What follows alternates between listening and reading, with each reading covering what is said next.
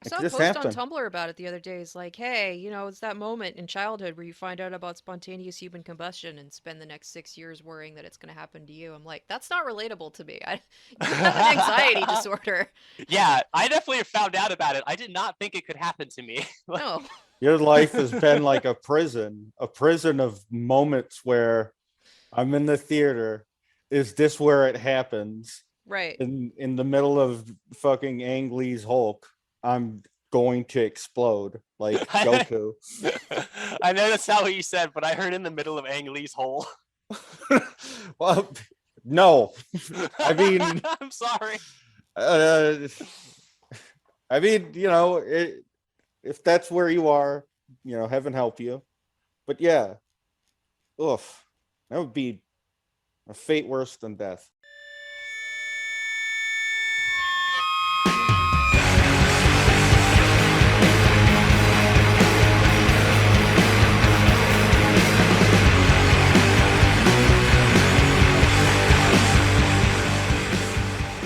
Hello, I'm Michelle Perez.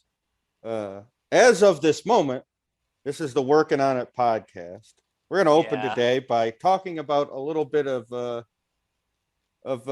news on the Housekeeping, Working as on it It were. front. Yeah, housekeeping.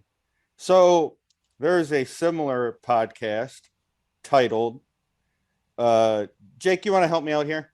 Yes. Okay, here we go, folks. Sometime around New Year's or New Year's Eve, I was on Twitter, Mm-hmm. and I genuinely do not remember how I found this. Oh, someone actually tweeted at us. Someone Yeah, actually was someone grateful someone enough. told us. Yeah, someone was grateful enough to at our Twitter account, which is a little foolishly not Working on It pod. Um, I do remember meaning to change that at the very beginning of the podcast process, but it's a little too late now. And Uh-huh. Megan Trainor, she of oh no, what were her songs called? All about that bass. Yes, she of All About That Bass and other An hits. anthem for thick girls. Yeah, yes, pro thick girl Megan Trainor, pro pog as Michelle put it, Mm-hmm. has essentially It's hijacked our not the. podcast title, folks. I'm Yeah. not trying to say that in an accusatory way. I'm just saying Facts podcast were started stated. later than ours. That's true. Facts were stated. But yes, it is worth noting again. Jake, what was that? Started later than ours? Yes, there is Working on It with Megan Trainor and her brother Ryan Trainor.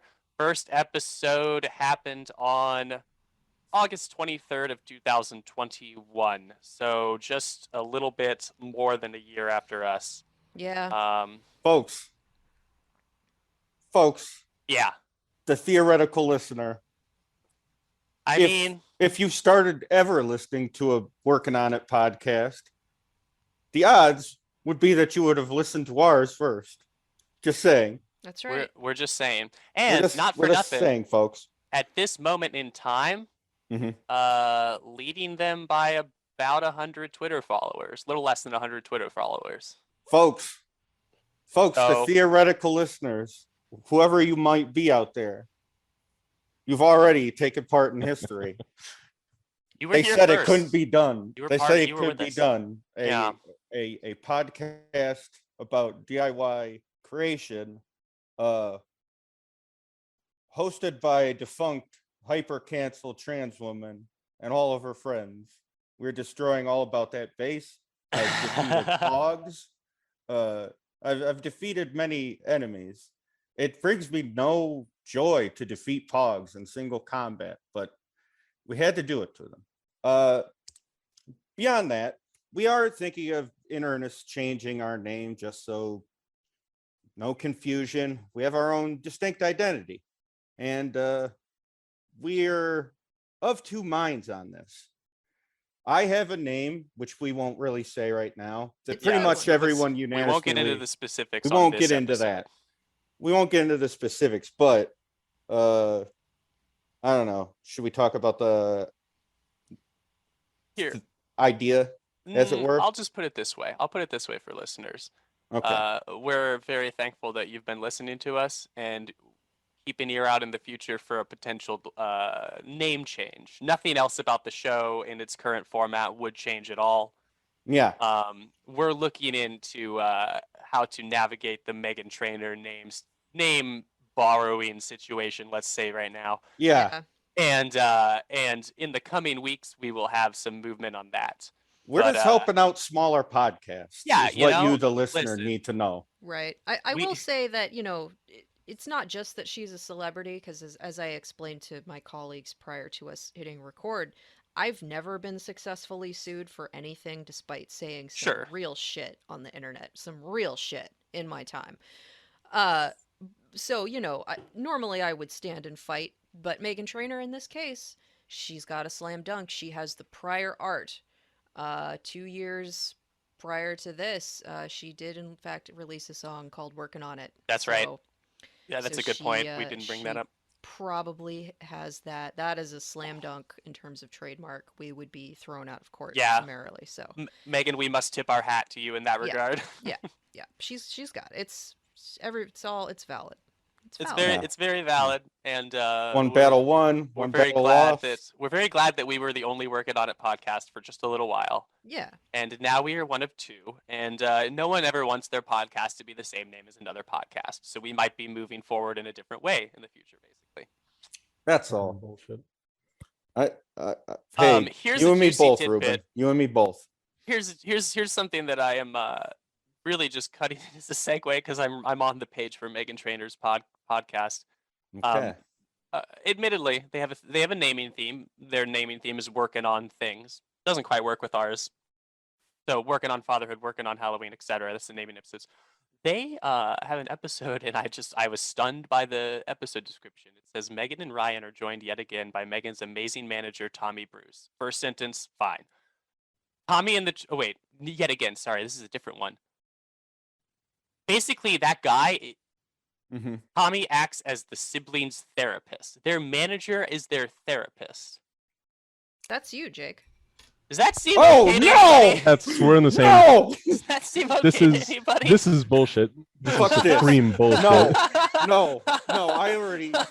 Ruben, you talked about this in the Dobrik episode. He's Dobricking us. Where We're is getting he? Dobrik. I'm not. No, I'm not. I'm not Holy Dobricking shit! anyone. Oh no! I'm actually like just. Listen. I may be hoisted by my own petard here because I didn't expect that. Jake, what were the two podcasts that you said were before us? What happened to them? Yeah. What happened and where are they? Are you Ewing me? Are you Ewing me right now? I'm not Ewing anyone. I'm genuinely worried about these children. Yeah, that's. Yeah. I mean, Yikes. that's not. There's ethics, right? I've Isn't never that seen not... Yeah. I think acts as the siblings therapist means is not a licensed therapist in any way. Okay. And is probably just a Yeah, is manager that like a has counselor? gotten really personal. No, I mean still arguably not ethical. that's just a stunning. To me that's just a stunning 1-2 punch of a sentence. Their incredible manager, Tommy Bruce. Tommy acts as the siblings therapist. Like that, isn't that just talk about a conflict of interest? Whew. Man. Well, hey, that's the decisions they make. We can't Yeah. be held to account Yeah. for their listen, decision making. This is no smoke. I really just That's wanted pretty to get that fucking out of weird. my head because I thought that was way too weird not to mention. But that's all we have to say about the Meghan Trainor Working On It podcast as of this moment. Yeah, that was the most undiplomatic series of words I've ever heard, Jake. Thank you. In terms of words, lately, I think if you've been online, I have my Twitter back. It seems like lately misinformation / disinformation are becoming less legible by the day. It's very hard to suss out like informative, like nonpartisan info. Like it's very difficult now, especially with the culture war issue that is COVID. Today, Eliza's going to kind of cut through that morass, that annoyingness, and get you the legit actual information you need to know, i.e. safety as it relates to some of this stuff. I do think it's good to like be proactive in living your life and like taking care of your health. And so that's all we're going to be talking about today. Yeah, it's clear at this point in the year, especially in 2022, that none of this is going away anytime soon. Yeah. And so at the end of the year, one thing we thought about with regards to just episode subjects that aren't, having guests on, was the very DIY nature of having to take care of yourself in COVID times. Where are you going to get your right information? What are the correct masks to be wearing? What are the other correct types of steps you can be taking to prevent infection from happening? None of this is very easily introduced into our American culture right now. There's tons of information everywhere that's very conflicting, including what is coming from the CDC itself. So with all that said, Fuck the CDC. What we wanted to talk about today was what we ourselves have been doing, most especially Eliza, who's been very on top of this since the start, and even kind of frame it in the way of some questions that might sound, silly or slightly ignorant, but are all in the interest of getting solid answers out. I was going to ask sort of one, not to like get into it too quickly, but I think the point of origin for this episode was you sort of talking about some frustration you had with people online. I guess my first question would be like when did you first encounter this, like on Twitter or maybe Tumblr recently, where like it was a cause for concern? I don't really know how to answer that. Fuck. Since the start, I'd imagine. Like I don't know. Since even before the start, right. As I get older, I realize more and more how weird my upbringing was and my childhood. And as an adult, I have realized that my entire family, including both parents and probably most of the closer blood relatives, are autistic as fuck. And this means that I grew up in a household where it was just like regular dinner conversation that scientists have been predicting a large-scale pandemic as being overdue for decades. And this was true in the 90s when I was a kid, and it was just sort of like a point of interest. It wasn't, we weren't prepping, we weren't preppers or anything. It was just like, yeah, we're on the Ring of Fire West Coast, we're overdue for the big earthquake, here's what to do if that happens. Yes, there's going to be an asteroid infall at some point. We're way overdue for one of those, in geological terms. And statistically, we're way overdue for a pandemic. So when it showed up, my first response was stupid. I was like, oh, it's another flu. Everyone's freaking out. That was wrong. And then after that, when it became clear that it was actually a pandemic, at no point was I surprised. And everyone else was taken by surprise. And then I was surprised that everyone else was surprised because there's that Akewood panel where he's like, I don't know, man. It beats me why most dudes suck. When I was a kid, a teacher told me to pay attention, and I guess I listened. So that's kind of how I feel. I feel like everyone's been telling me. I keep reading articles about how, there's going to be a pandemic. We need to get ready. I feel like I've read one of those articles once a year, every year that I've been reading the news. And here we are. It's here. We had ample warning. And so that's been kind of the story, not just of the civilian reception, but also of the governmental reception. I mean, one of the big questions that civilians have, and one of the big doubts that they have about the vaccines is, how did we get a vaccine so quickly? How did they develop a vaccine in, 8 months or whatever? And the answer is that it didn't take 8 months. It took 10 years. But a new, a SARS virus vaccine has been being worked on for a really fucking long time. Right. And it was only when the actual pandemic happened that it was pushed into production and then pushed out to the actual public. So I'm aware of all of this stuff, but I was not aware that no one else was aware of this stuff. So my frustration is constantly like, I'm not that old. I'm like middle-aged in internet terms, but like, did other millennials not get this messaging? Did you not hear about this?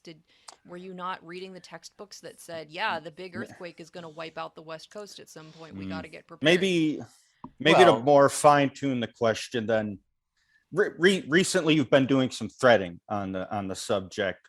Was there like an inciting incident where you just saw like one fucking irksome thing that just took you over, like, it's time to post now? Well, I mean, to be fair, I get up every day of my life and post. Yes. Yeah, this is true. As is my want. No, I actually did a lot of posting about this before I got banned on my last account. I have Mm. been posting about this since, you know, 2 years Mhm. ago, which is one of the reasons why this has been so frustrating because I read all of the papers that the CDC ostensibly was also reading and then ignoring and then not passing all that information to the public. We knew it was airborne from the very beginning. There was this weird argument about what is the definition of a droplet versus what is the definition of an aerosol. And that came down to, micromillimeter measurements that just don't matter. They don't matter. What we want to know is if you're standing in an elevator with somebody who has COVID and they don't sneeze directly on you, can you get COVID? And the answer is yes. And we've known that the answer is yes. For 2 years, we've known this. Mm. It's yeah, it's wild to me that we have such a very confused stance on that. I have here's the thing though. Once again, I fall into this category, not quite where Eliza was of the knowledge and awareness. It's just that for me personally, I've been sticking to quarantine measures for literally 2 years. I made one exception to go out and visit with a friend who was visiting from out of town. I went to a total of 3 spots where I could have contracted COVID conceivably from being indoors with other people, and I did. And so like, it's just, I cannot emphasize how much I felt like the hammer of irony was nailing down on my head that a bunch of people I know who've been doing that way more than I have seemingly Right. not contracted COVID. Well, And it took me one time of going out to think. But then at the same time, maybe they have contracted COVID and didn't right. realize it, which Right. is even scarier to think about. Because This, I was fairly asymptomatic. I thought I had a minor cold for a couple days, and after that, I was asymptomatic. And Yep. so, who knows how many other people were doing that? yep. Yep. It's very that is my direct experience. I can tell people, if you haven't dealt with anyone like close to you that's gotten it, if you really just thought about it in terms of odds or in terms of rolling a die when you go out, like, it'll fucking happen, no matter what. Yeah, and Um, so I'm seeing a lot of people. As again, as a fucking weird goblin, I don't miss anybody or anything. I don't care about quarantine. It barely changed my life at all. mm, Right? Like I don't care about going out. I don't care about mhm, socializing. I don't give a shit. Mm. But I understand, you know, that other people don't feel this way and that other mm, people suffer significantly, physiologically and psychologically when they are isolated in that way. So they feel that they are making a rational decision and they feel that their risk measurement is right, adequate. right. There's no such thing as a rational actor. This is sort of a joke that people make about the field of economics, because a lot of economics is prefaced on this idea of a rational consumer, of a Hmm. consumer who makes decisions in their own interest, and we know that that person does not exist. And one of the reasons that person does not exist is that the average civilian doesn't have time to inform themselves in such a way as they can make an informed decision about anything rational. Right. So it's impossible to be rational about risk taking when you are a single mother of 3 children who works at, I don't know, the DMV. It's not your job to know everything about how germs are spread. That's the CDC's job. The CDC is supposed to tell you how COVID works, send you a mask, and send you tests. Hmm. That's what's supposed to be happening in a rational world.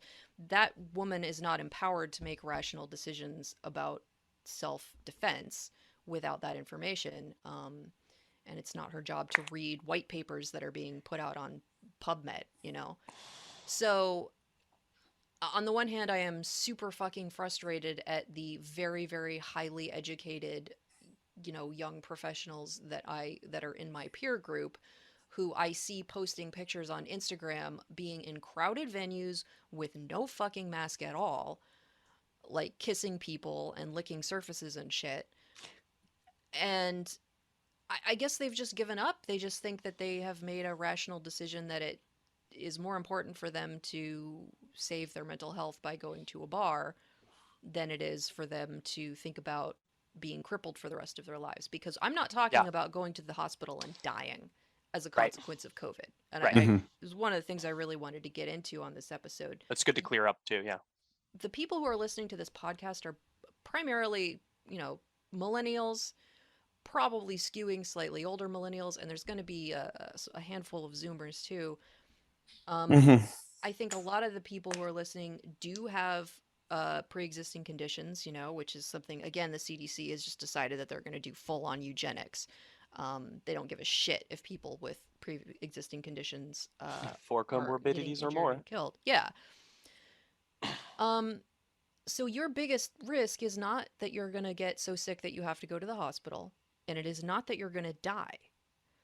Death and hospitalization versus total numbers of COVID infections, the ratio is, it's not terrible in terms of the type of people that we're talking about here. Me and Michelle and Jake and Ruben, we're not at high risk for being hospitalized or dying from COVID. We are at a significant risk for developing long COVID, which is a post-viral syndrome, which fucks your shit up. I think Ruben has had experience with that, right? Oh yeah, I had a great time having long COVID. Tell Yeah, us so about long COVID, Ruben. yeah, Ruben and I have both been infected, and I think Ruben for longer ago than So I was. I think of anyone I know, I've gotten it the absolute fucking worst.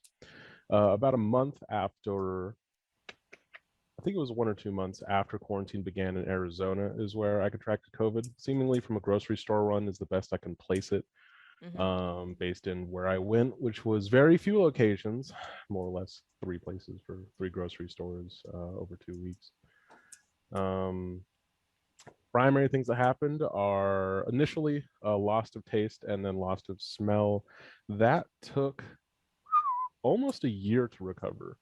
I was still getting different taste and smell back until, getting out the old calendar here, until about August of 2020. It's 2019 April, year 4 months plus, if that's the right math. Jeez. 16 months. So that was, let's say I could taste salt again after losing smell within 2 weeks getting infected in April.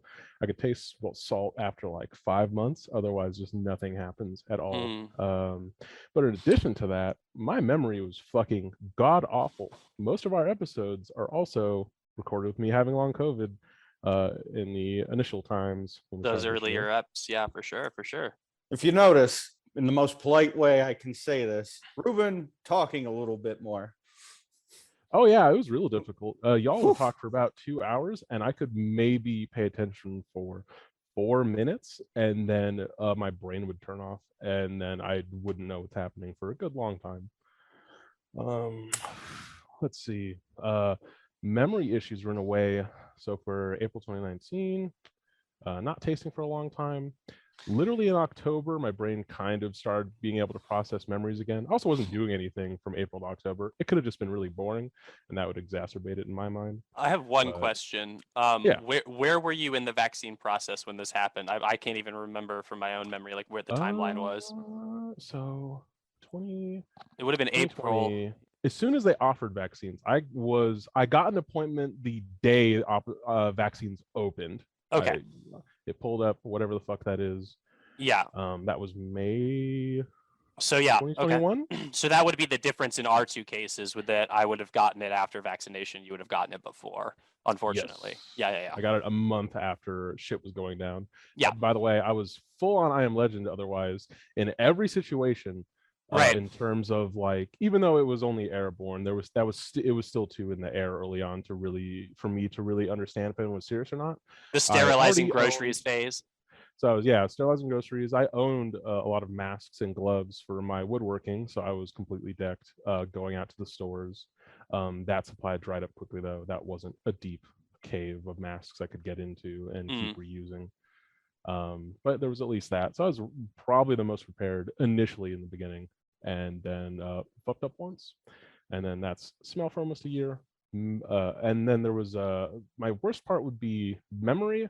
I could only, as far as I could tell, really form concrete memories and also have any prior recall starting in November. So that's for almost 8 months later.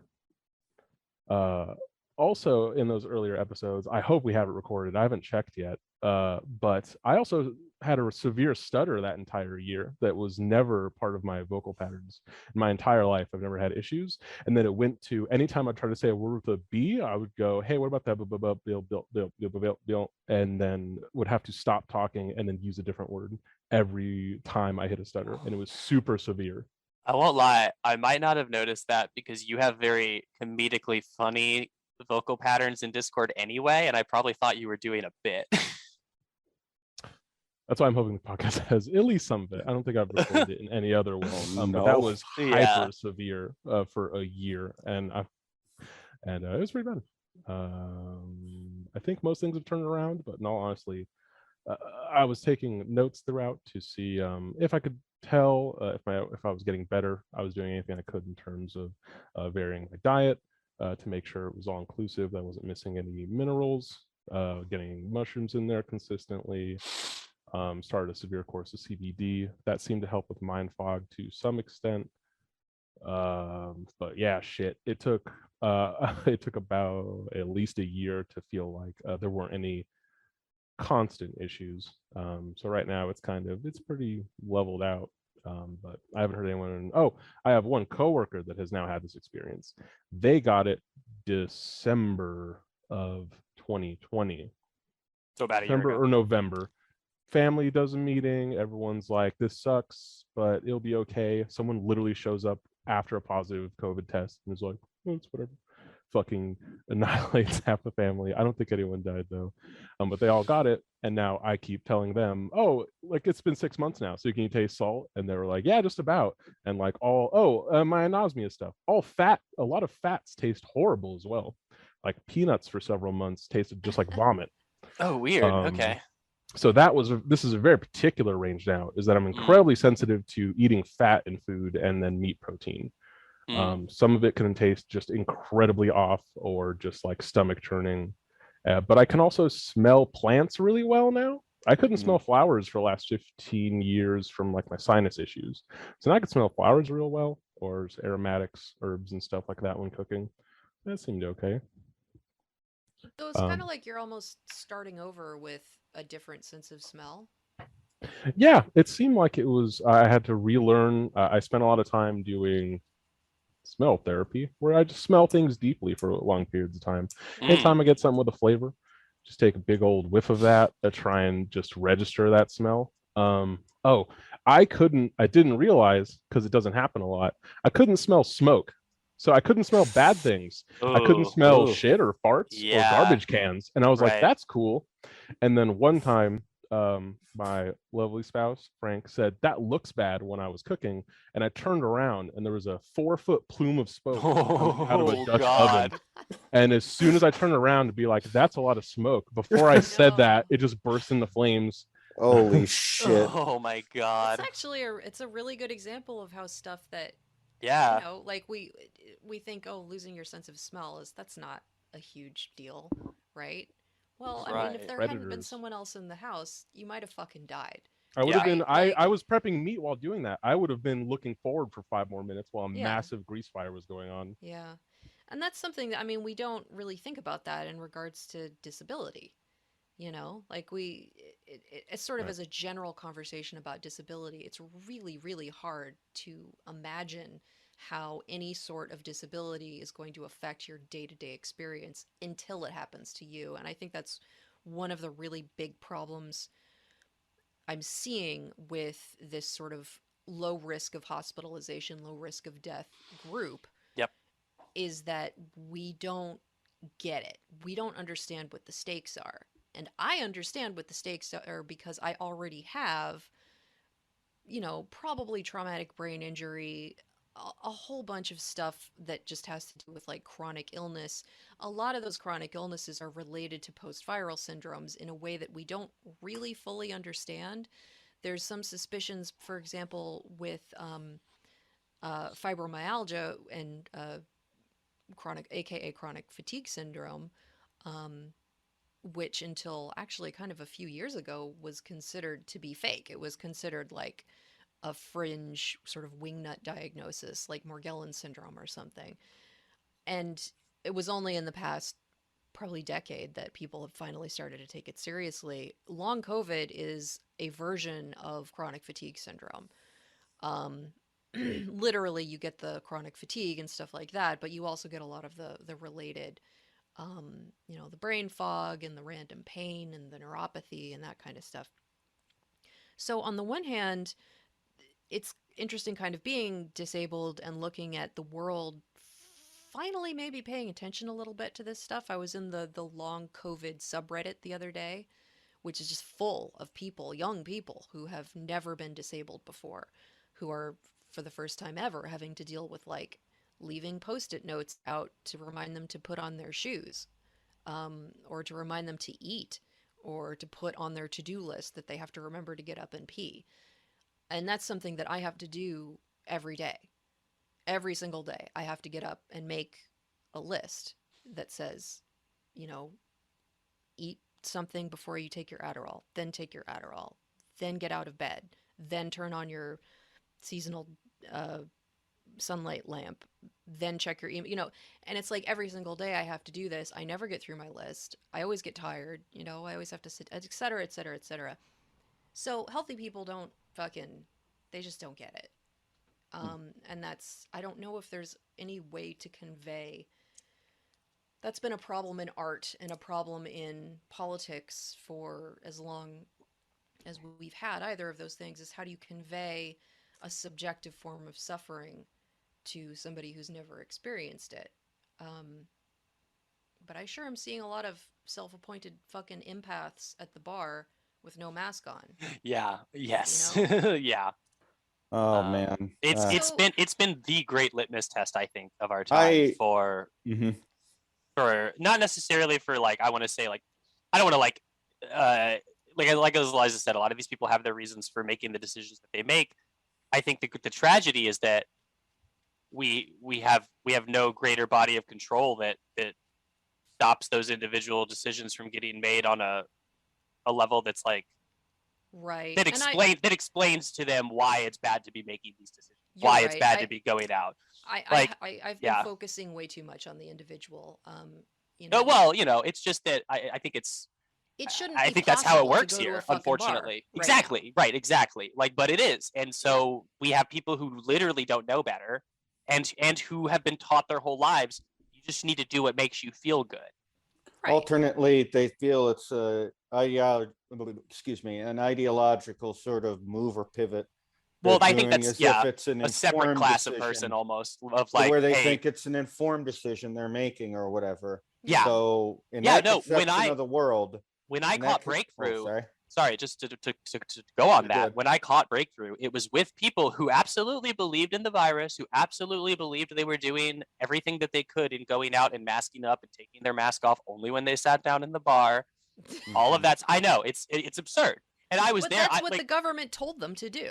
Exactly. Yeah. And it was very surreal for me in the moment because it was like my first time going out in a lot of this. And I was like, really? This is what you guys think is okay? I didn't say that out loud so as not to be like a fucking rude dinner guest, but I was just like, oh, this is literally what I was discovering for myself what everyone's quote unquote new normal was. Right. And the whole time I was like, there's no way this is scientifically adequate at all. And lo and behold, a week later, I had fucking COVID. Right. Mhm. So yeah, I'm mad at the government. I mean, it can be true at the same time that people are making individual decisions that are getting people killed or permanently injured, Right. and that the government wants as many people as possible to die and has made policy decisions to make sure that this happens. Like those two things can be true at the same time. And the second thing probably isn't literally true. It's probably just I think that the Biden administration was counting on something like Omicron not happening, Yes. and then they got Yes. surprised. But There's never we literally want people to die. There's we want people to make money. And the result of that is people will have to die. yeah, and in addition to, they don't care if Yeah. certain groups die, and of course, overwhelmingly, people of color, Hmm. the disabled, and the indigent and impoverished are the people who are dying. Hmm. So, so okay, so my angle was originally, why can't everybody just quarantine all the time? This is ridiculous. And then like I started to see what was happening to people's mental health and Hmm. realizing that okay, people who haven't just spent their entire lives suffering for various reasons, have been through, domestic abuse or whatever, they're not mentally they haven't been through boot camp. They can't do this. Hmm. And expecting them to do so is inhumane and unrealistic Hmm. on Oh, my part. No, I had to oof. figure the same thing out because I feel like all four of us in this pod, especially, are in roughly the same boat. Like socialization and where we have it and where we get it and what's Oh, important to us and what isn't. we, Um, but okay. you What I know, would I say, oh, sorry. yeah.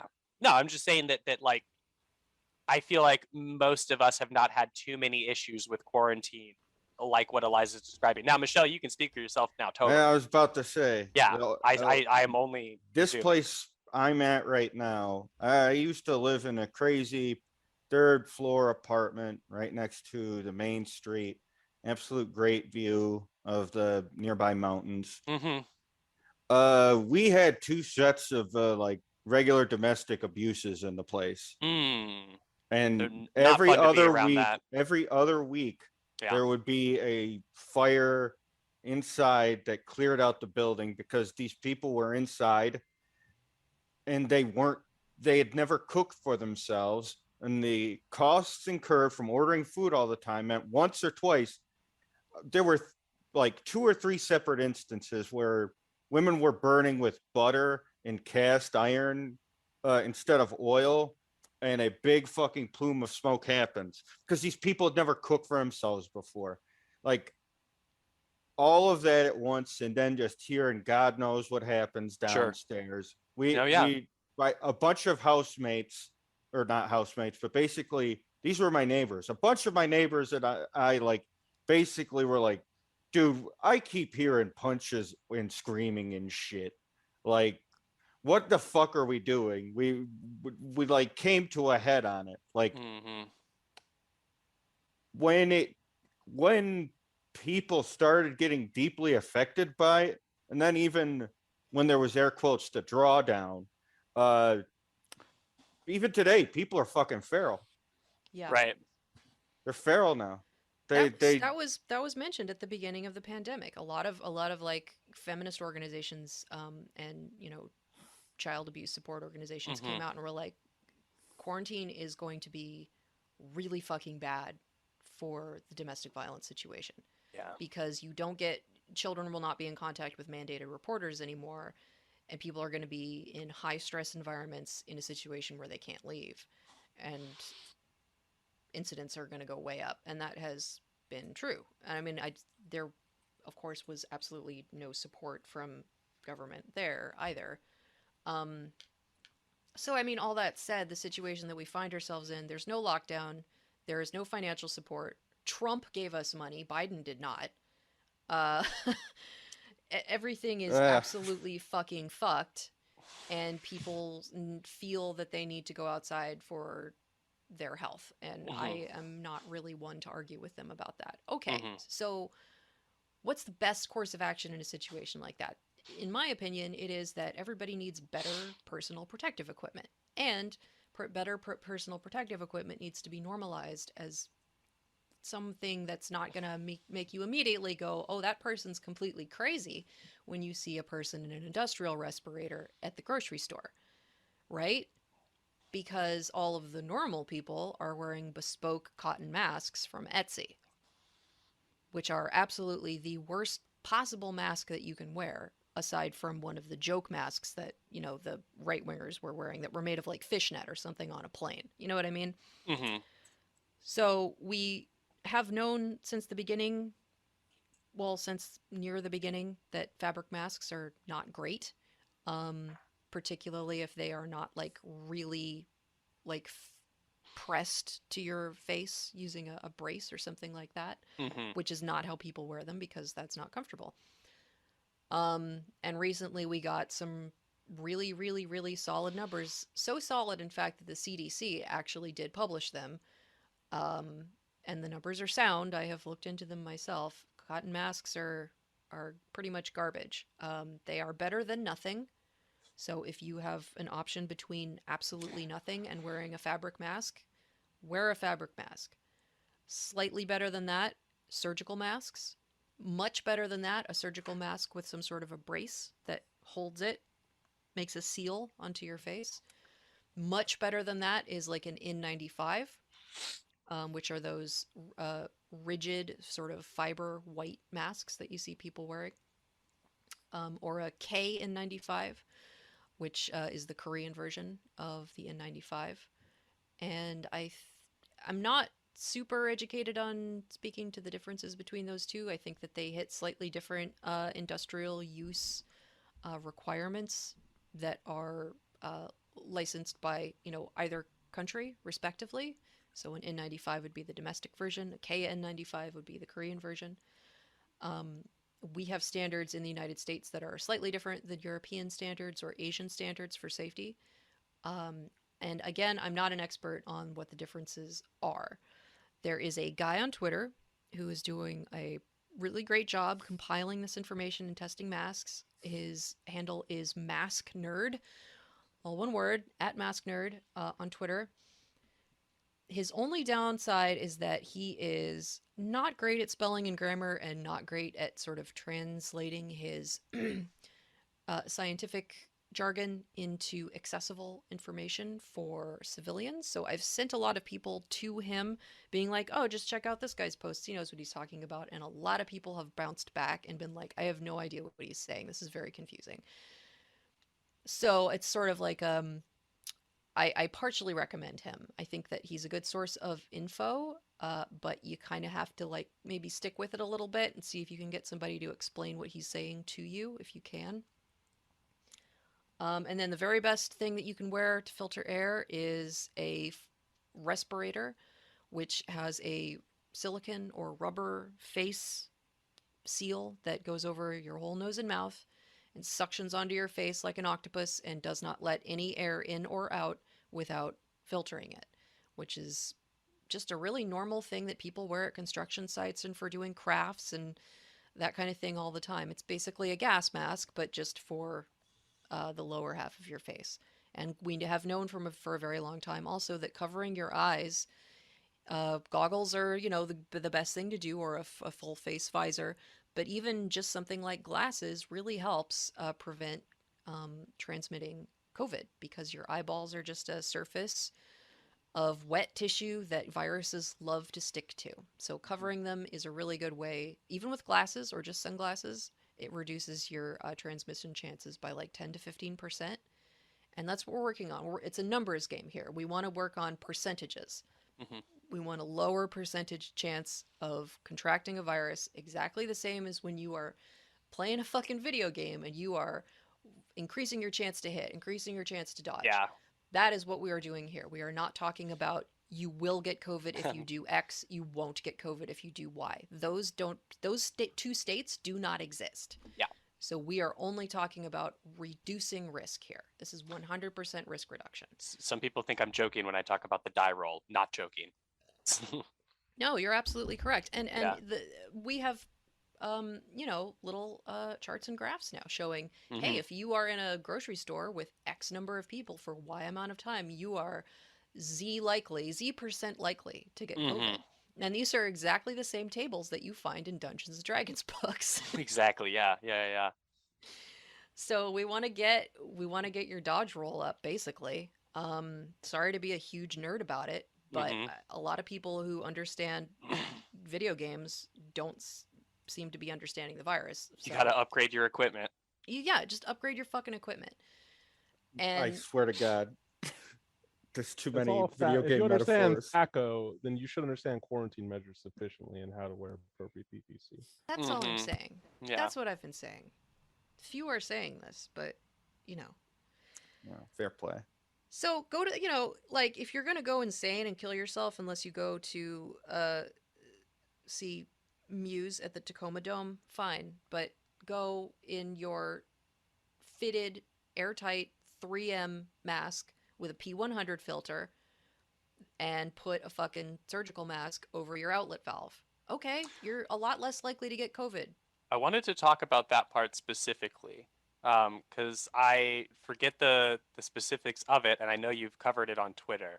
What is the deal with the surgical mask over the valve of the 3M respirator? So, one of the big sea lion points about the 3M branded respirator masks and the N95 mask is that, oh, they have an outlet valve. You're just spraying COVID juice all over the room. Okay, that's valid.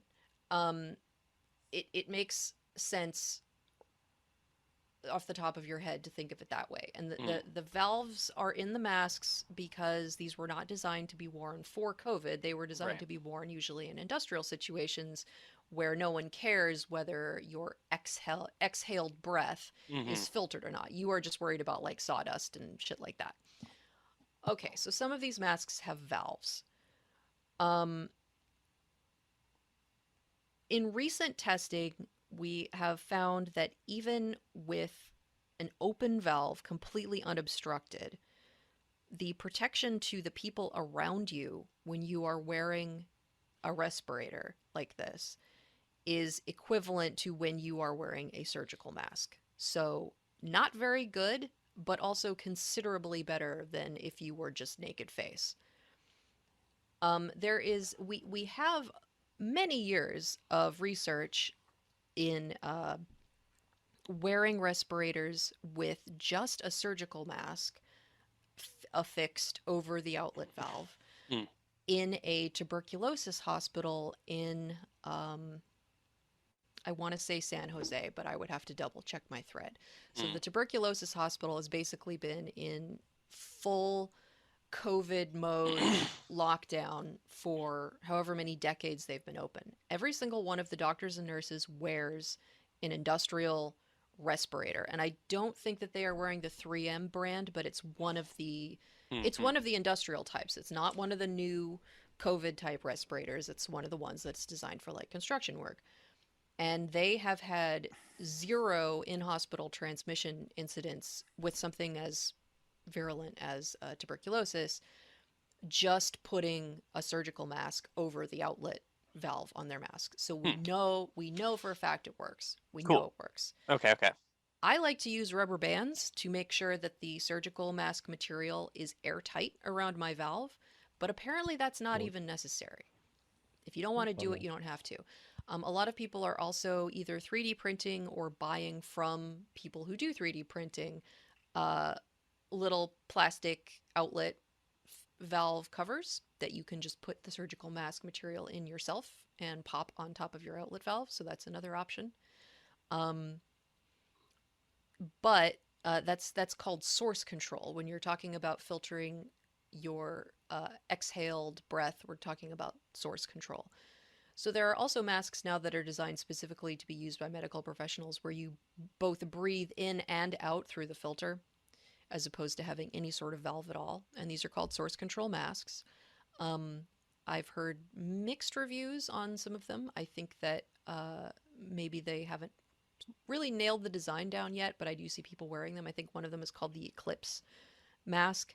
And I have compiled a thread of resources that we can put a link to in the notes for this episode, so that people can scroll through and see what I've been posting and what other people have been posting, which is kind of more important because I act more as like a curator than I do as a source of original information.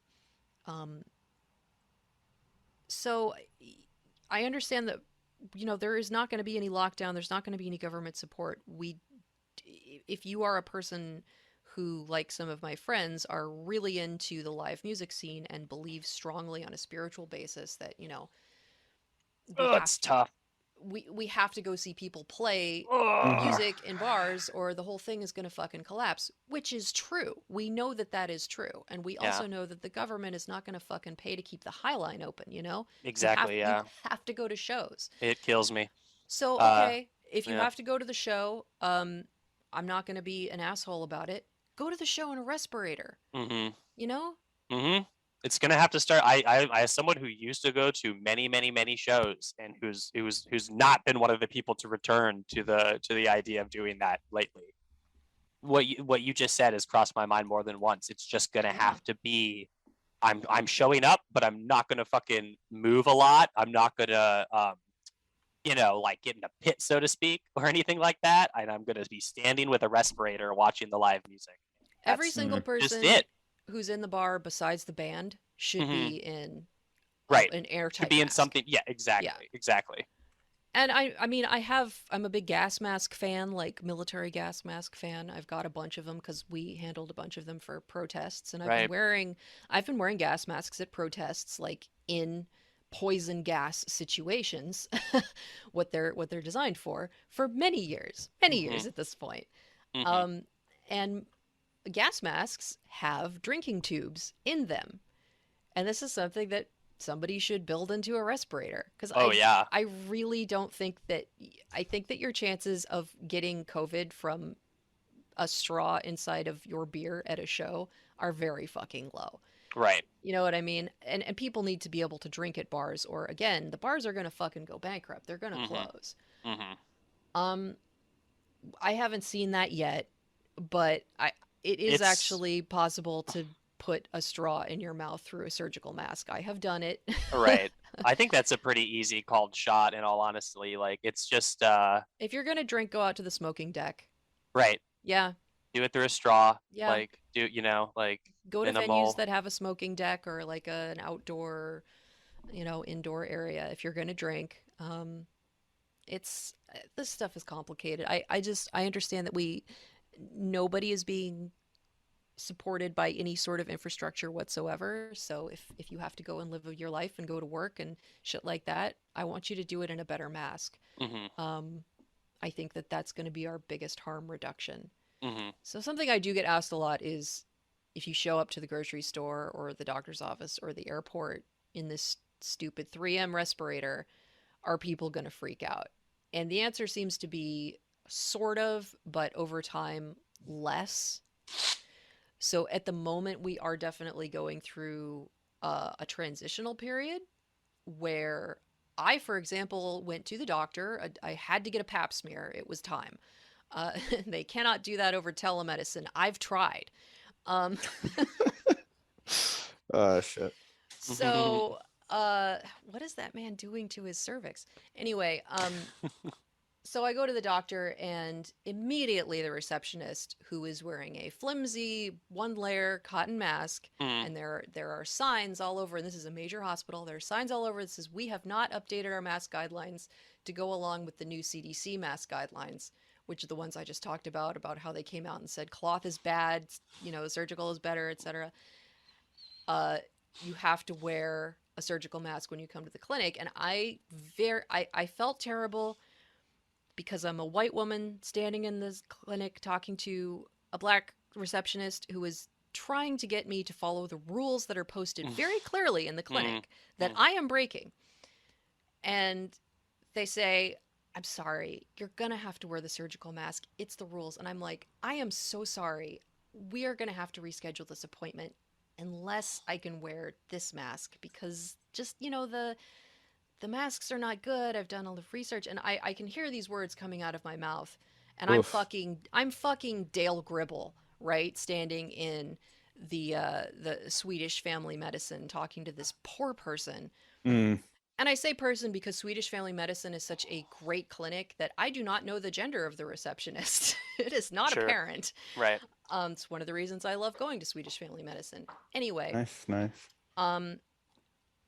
Finally they say, okay, let's talk to the clinic manager, to the office manager and see what they say. And I'm like, I am so sorry for your trouble. It would be fine to reschedule, but okay. The clinic manager comes out, and this is how it's gone every time I've said, actually, I'm going to wear my respirator. The manager comes out, sees that the valve has been covered, because I always cover my valve, and say, oh, it's okay if the valve is covered. So that information is not getting down to the actual office workers. And I want to say this, after my appointment, I went to Whole Foods, got fancy cookies and a small bouquet, and I sneakily left it on the desk before I left with a note that said, I'm so sorry to have caused that trouble in your clinic. I hope you have a great day.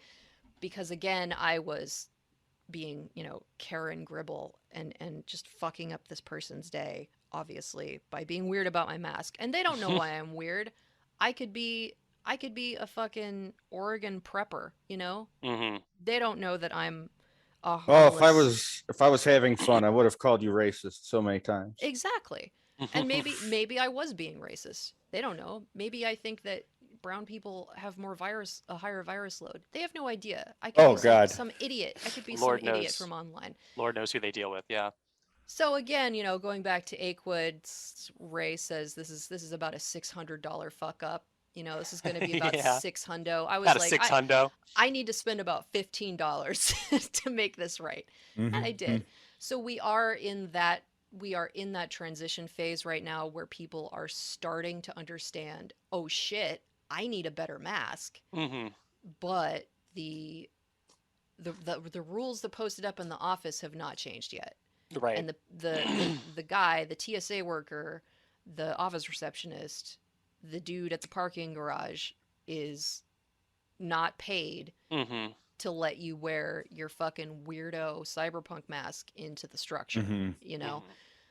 So from that long anecdote, I will say, I think it's a good idea to carry an N95 or a KN95 or even a surgical mask with a brace. Just keep it on you. Keep that thing on you in case somebody has a problem and you can't. You don't want to ruin their day. Just swap them out. Swap them out. Easy peasy. Yeah. All right, we're gonna take a short break here, and then when we come back, we'll talk about some more mask snafus. I want to ask some stuff about dumb mask things or things that people can do to avoid, beyond just don't wear a cloth mask. Like, what are some of the traps people fall into? So yeah, we'll be back. Welcome to Three Gamers Back podcast. from the break. It is not called Three Gamers. Just as Welcome to the Three that Gamers. is not the new The podcast Three name. Gamers podcast. Welcome back, everybody. I hate to give up the game that quickly, but it is not the Three Gamers podcast. Three gamers and a little lady. We're pivoting to games journalism. No one saw it coming. More like gay Two of journalism. us did write games journalism, which is still Sad. a small world. Yeah, it's not a pivot. It's a comeback.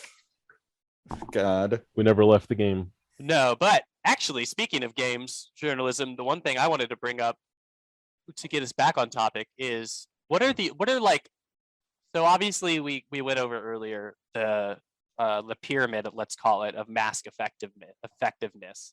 Right.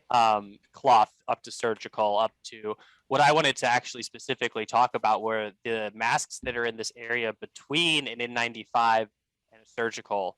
The like cloth KN94s and the like that you're seeing a lot of people buy as an everyday type of mask I haven't been able to look into this myself too much, but what is the efficacy of that level of a mask? It seems to be like this sort of mid-tier, and it's frankly, the reason I'm asking is because it's what I've been wearing throughout the majority of the pandemic are these disposable KN94 masks that have a bridge over them to make a little seal that are bought in bulk, that I buy in bulk from like online, and that are presumably used in Korea and the like, even prior to the current pandemic for this type of protection.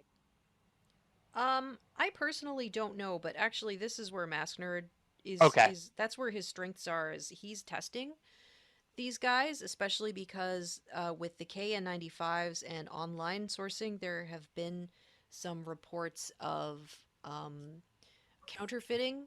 Yeah. And that a lot of those are apparently just kind of garbage. That's kind of what I wanted to ask about, because It's been an issue on Amazon, I think. It seems like it's a product that is pretty fine in a normal standard, but due to the massive amount of demand and the fact that I don't know what differentiates it on a technical level between just a regular cloth mask or a surgical mask. Obviously, there is filtration in there, but it's not like the common consumer is not going to easily discern that.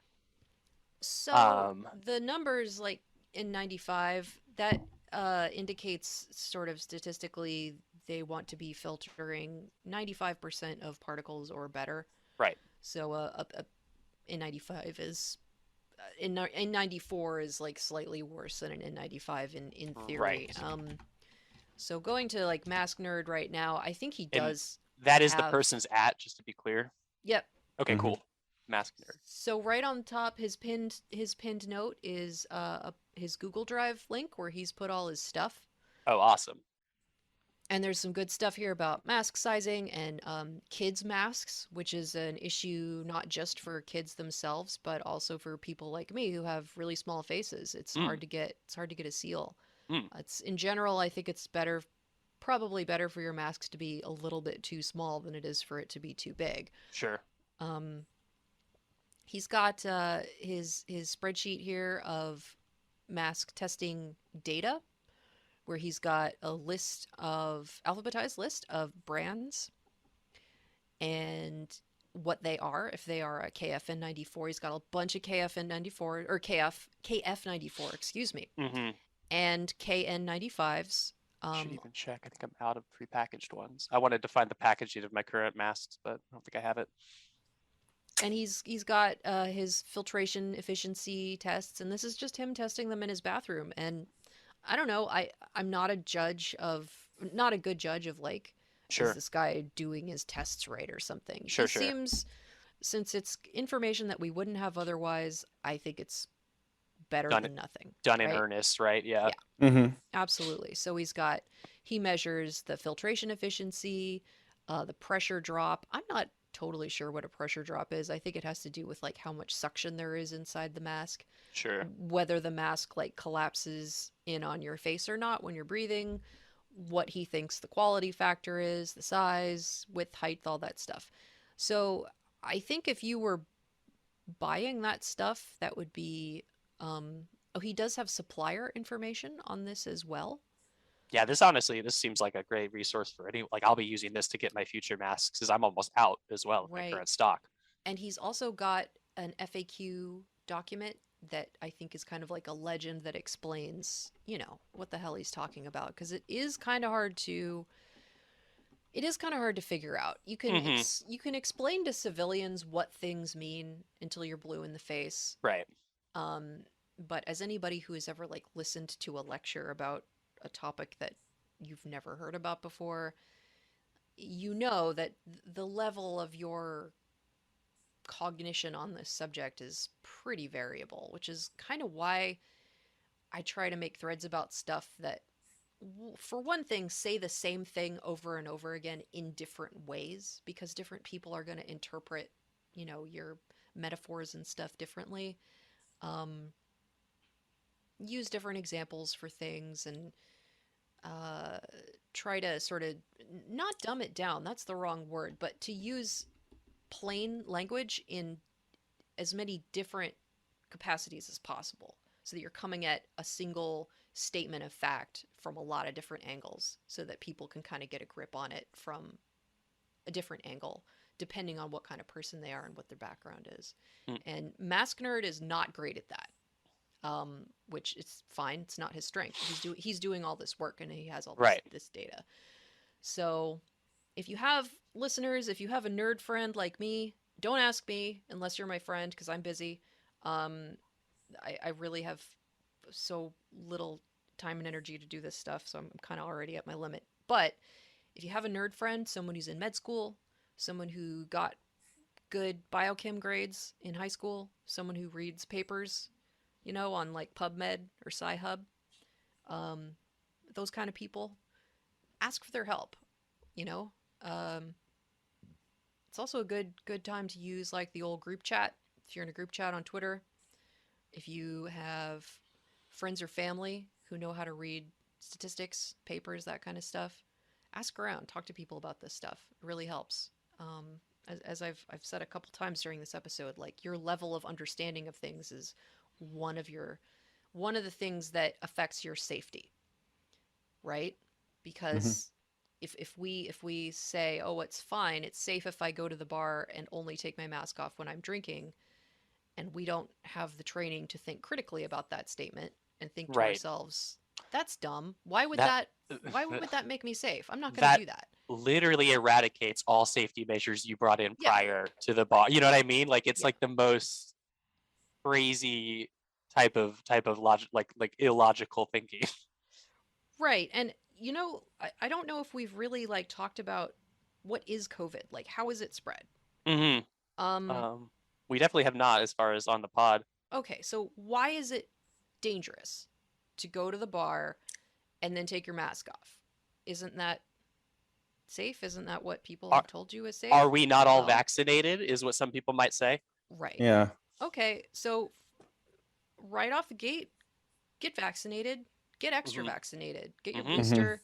There's a certain amount to be said for we're taking too many vaccines in the first world and Yeah. developing countries don't have enough vaccines. That's true, but it is the same logic as eat your dinner. There are kids starving in Africa. Like your Mhm. dinner is not going to go to Africa Um, if you don't eat it here. in the Those spirit of our podcast, yes.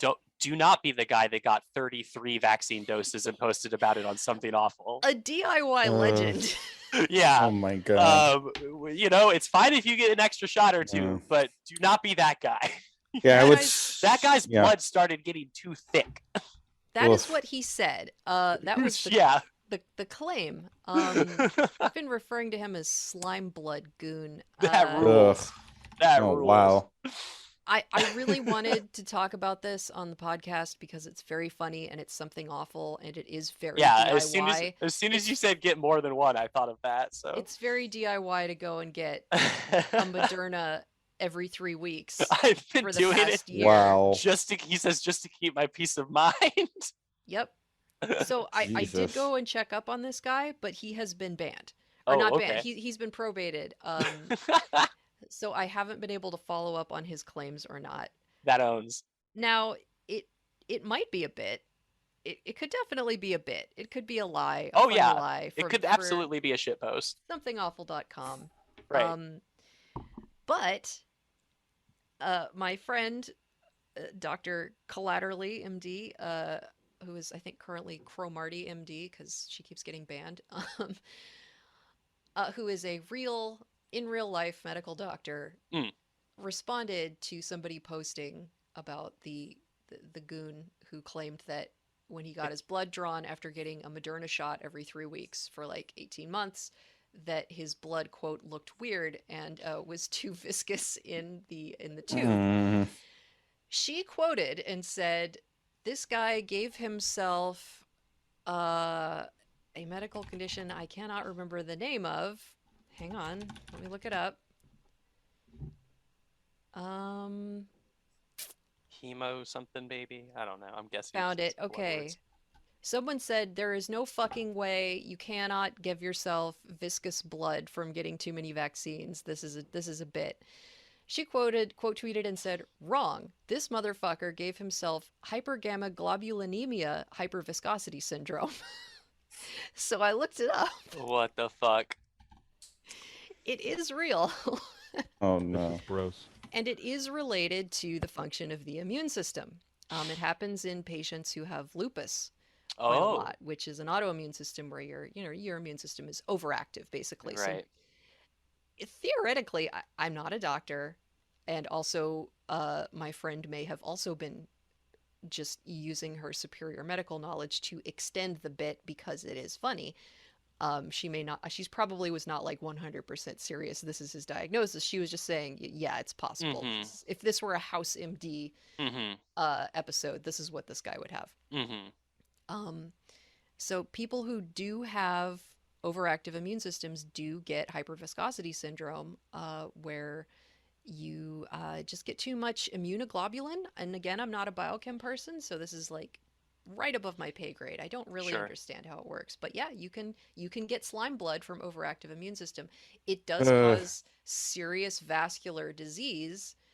So unless he gets very sick Mm. afterwards, it's probably he was either lying or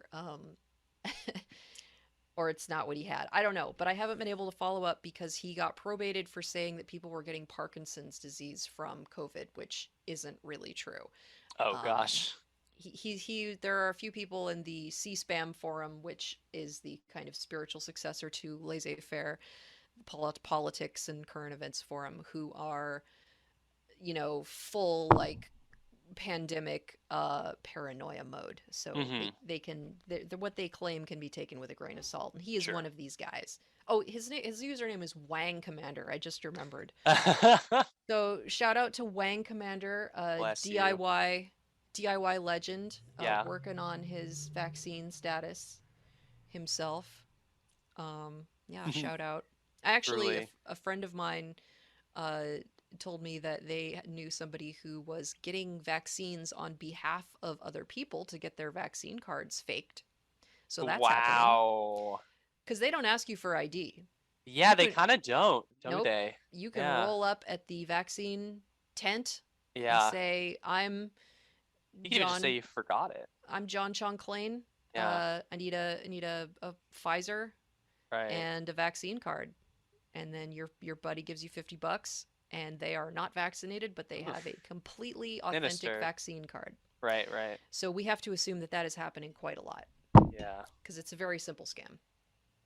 Yeah, that is one thing about the free or whatever you want to call it nature. The fact there's, I mean, it probably would, even if that guy's faking it, probably wouldn't be that hard to go and get 30 vaccines if you just No, bring a card every single time. it'd be very easy. Yeah. You could say it was your first one every time. Yep, absolutely. Yeah. They're referring to on C-SPAM they are separating boosters versus a regular vaccine, and the regular Sure. vaccines they are calling full fat. God. Wow. Yeah. What a I, thing. I have to emphasize C-SPAM is not doing this generally. It's just Wang Commander. It's Just just some that one people. guy. Yeah. No, I'd imagine. I think there are some over-vaccinated people there, but yeah. So please go get vaccinated. Don't let your Yeah. first world guilt get in the way of it. Wear some good PPE to the vaccination site. Get your respirator on. Go get it done. It does help a lot. It will help you stay out of the hospital. It will make your infection probably significantly less severe than it would have been otherwise. Mm-hmm. And it cuts down on your infection severity, which means that it's going to cut down on the number of mutations that the virus has an opportunity to do while it's in your system. Yeah. Yeah. So I very much credit the fact that I was however many months fully vaccinated, not boosted yet, when I got COVID with, the fact that it wasn't as devastating an experience as it easily could have been. Yeah, probably would have been much worse. Yeah, And absolutely. we got Omicron because probably because South Africa is very low vaccinated because Right. first world has been hogging the fucking vaccines. And when you have an unvaccinated populace, you get long-term heavy-duty infections, and those infections give the virus a really long time to play around and mutate. Mm. And so the fewer vaccines we have, the more potential mutations we get. The good news about Omicron is that it is probably less severe. Mm-hmm. Probably less severe. And I say What? probably because even though people are saying definitely less severe, I really do not trust the numbers that we are being given for a lot of different Yeah. reasons. Yeah. Mm-hmm. Oh, sorry. I No, wanted go to ahead. interject. I apologize. I should have used a little one function, but one thing I do want to interject with, just because of the numbers that have come out today. This is first week of the new year of January. It's the 9th today as of this recording. Why I say that is like the daily deaths now, while Omicron has milder symptoms and like sort of effects that are noticeable or pronounced as previous iterations, the body count from it is equivocal to that little. Its averages don't look great, I'll say. Mhm. I don't want to definitively say this is going to be like 9/11 every day for 2 months as it happened in the past, but Mhm. it is keeping in pace with the what I read was 14-day averages of that. Yeah. So this, yeah, I I imagine Eliza would say the same, but also don't fuck around with this. It has a body count, Yeah. definitively. Yeah. Right. It really does. But yeah, I'm sorry. You don't have to apologize. That was a completely cogent introduction. Um, yeah, take this seriously. There is maybe some good news in that if Omicron really is less severe, then it's evolving in the right direction. It's mutating in the right direction. The Mhm. ideal virus, Mhm. if any of you have ever played a very popular flash game and app Pandemic, Mhm. or specifically Pandemic 2, Mm-hmm. you know that the ideal virus, the virus that wins, that takes over the world, that infects every continent, is a virus that has low fatalities and low symptoms. Because low fatalities, low symptoms means that that virus gets passed around and nobody notices. Mhm. And the vast majority of viruses on Earth don't have any symptoms. They just sort of replicate themselves. They're not really animals. They're kind of like mobile blobs of genetic material. Mhm. Um, Someone's probably going to correct me on that, but it is what it is. So it is in Omicron's best interests to evolve to be a less severe virus, and that is why we have the cold. The common cold usually doesn't kill you, and Right. why influenza at this point does kill quite a lot of people, but it doesn't kill as many people as the Spanish flu did, Mhm. because it has just evolved to be much more chill. And it's also why we've never had like an Ebola outbreak that got global, that was just like a pandemic movie level of Right. infection, like 12 Monkeys style shit, Right. because it's so severe, it kills you really fast and in a really spectacular way. People notice, and then they quarantine you, and then you don't get to spread the virus. So Mhm. it is in Omicron's best interests. It's in COVID's best interests to stay on this path it's going, where it's less severe, more virulent, etc., until it gets down to like cold level or below. It takes a really long time for that to happen usually. And like Michelle said, the fact that Omicron is so much more transmissible, so much more infectious, is overriding the fact that it is probably less severe by sheer numbers. Right. So Yeah. everyone who is healthy, who is at home right now, who's trying not to get COVID, it is a waiting game. Yeah. Mm-hmm. We gotta just stay out of the hospitals right now, because Yeah. it's too many people there.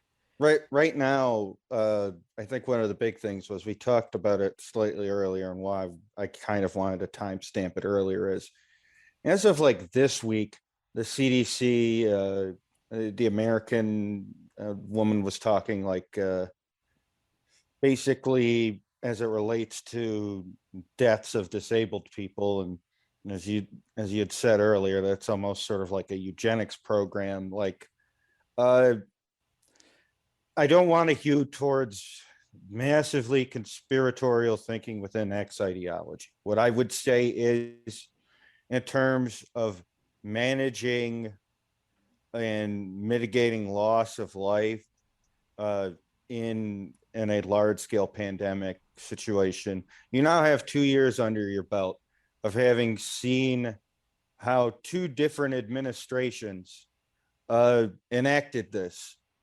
Uh, in some ways, Trump had decent handling versus, obviously uh, terrible handling in individual states being able to set mandates or whatever, no clear, unified like outcome that was supposed to come about nationally. Everyone, uh,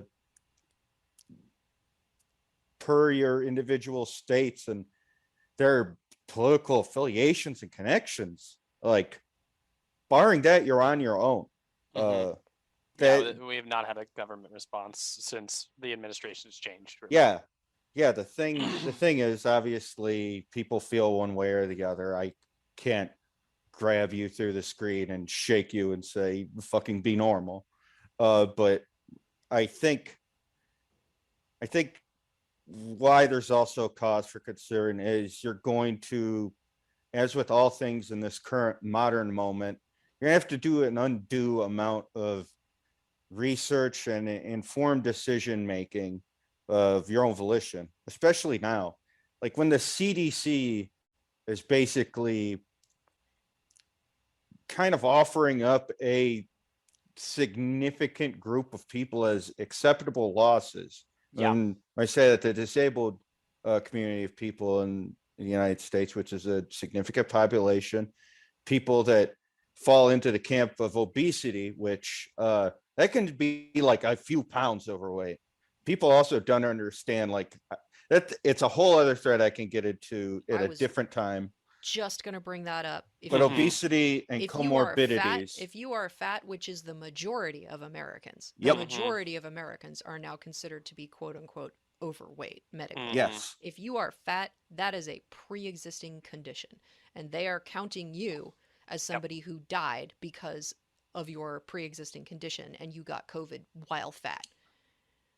They are counting that as a pre-existing and condition. pre-existing conditions as it relates to the healthcare industry and the insurance process as a whole. It's one of the largest contributing factors to why we can't have fucking anything good in this country in terms of a social safety net. Your purchasing decisions are supposed to be the big fucking win here, but in terms of your purchasing decisions as it relates to healthcare, you've also probably had to think about this on a firsthand basis because, yeah, you fucking lost your job out of nowhere, and now you have to become a avid Reddit reader in order to figure out how the fucking unemployment system works. Right. Because people would be clogged up for 3 to 4 months.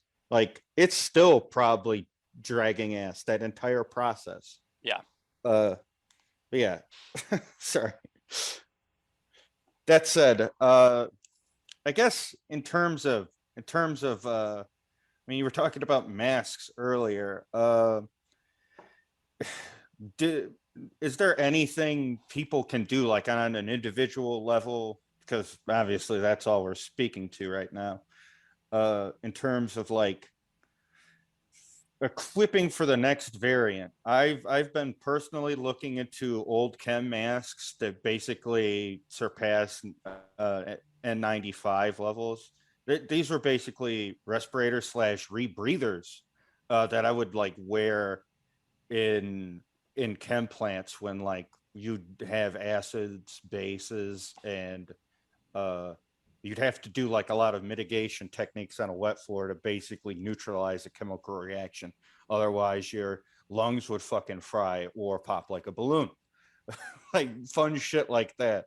I think, like, is that what we should be looking into? The royal we? It kind of depends. Like, a lot of people are saying, hey, I work in an office and they are not going to let me wear a respirator. And so there's just going to be Right. levels of what you can get away with. I think we are probably at the point now, it sounds like we're at the point now where most people can get away with wearing an N95 most of the time. And I just mean the white molded N95s or Yeah. the KN95s. The hard masks, as I Yeah. call them. And with those, really, it's fit. You got to make sure that that thing is suctioning onto your face when you breathe in, that it's tight, that it's airtight. That's the main thing. Because if it's like blowing air out or sucking air in around the edges, it's not helping you that much. Right. Or it's not as good as it could be.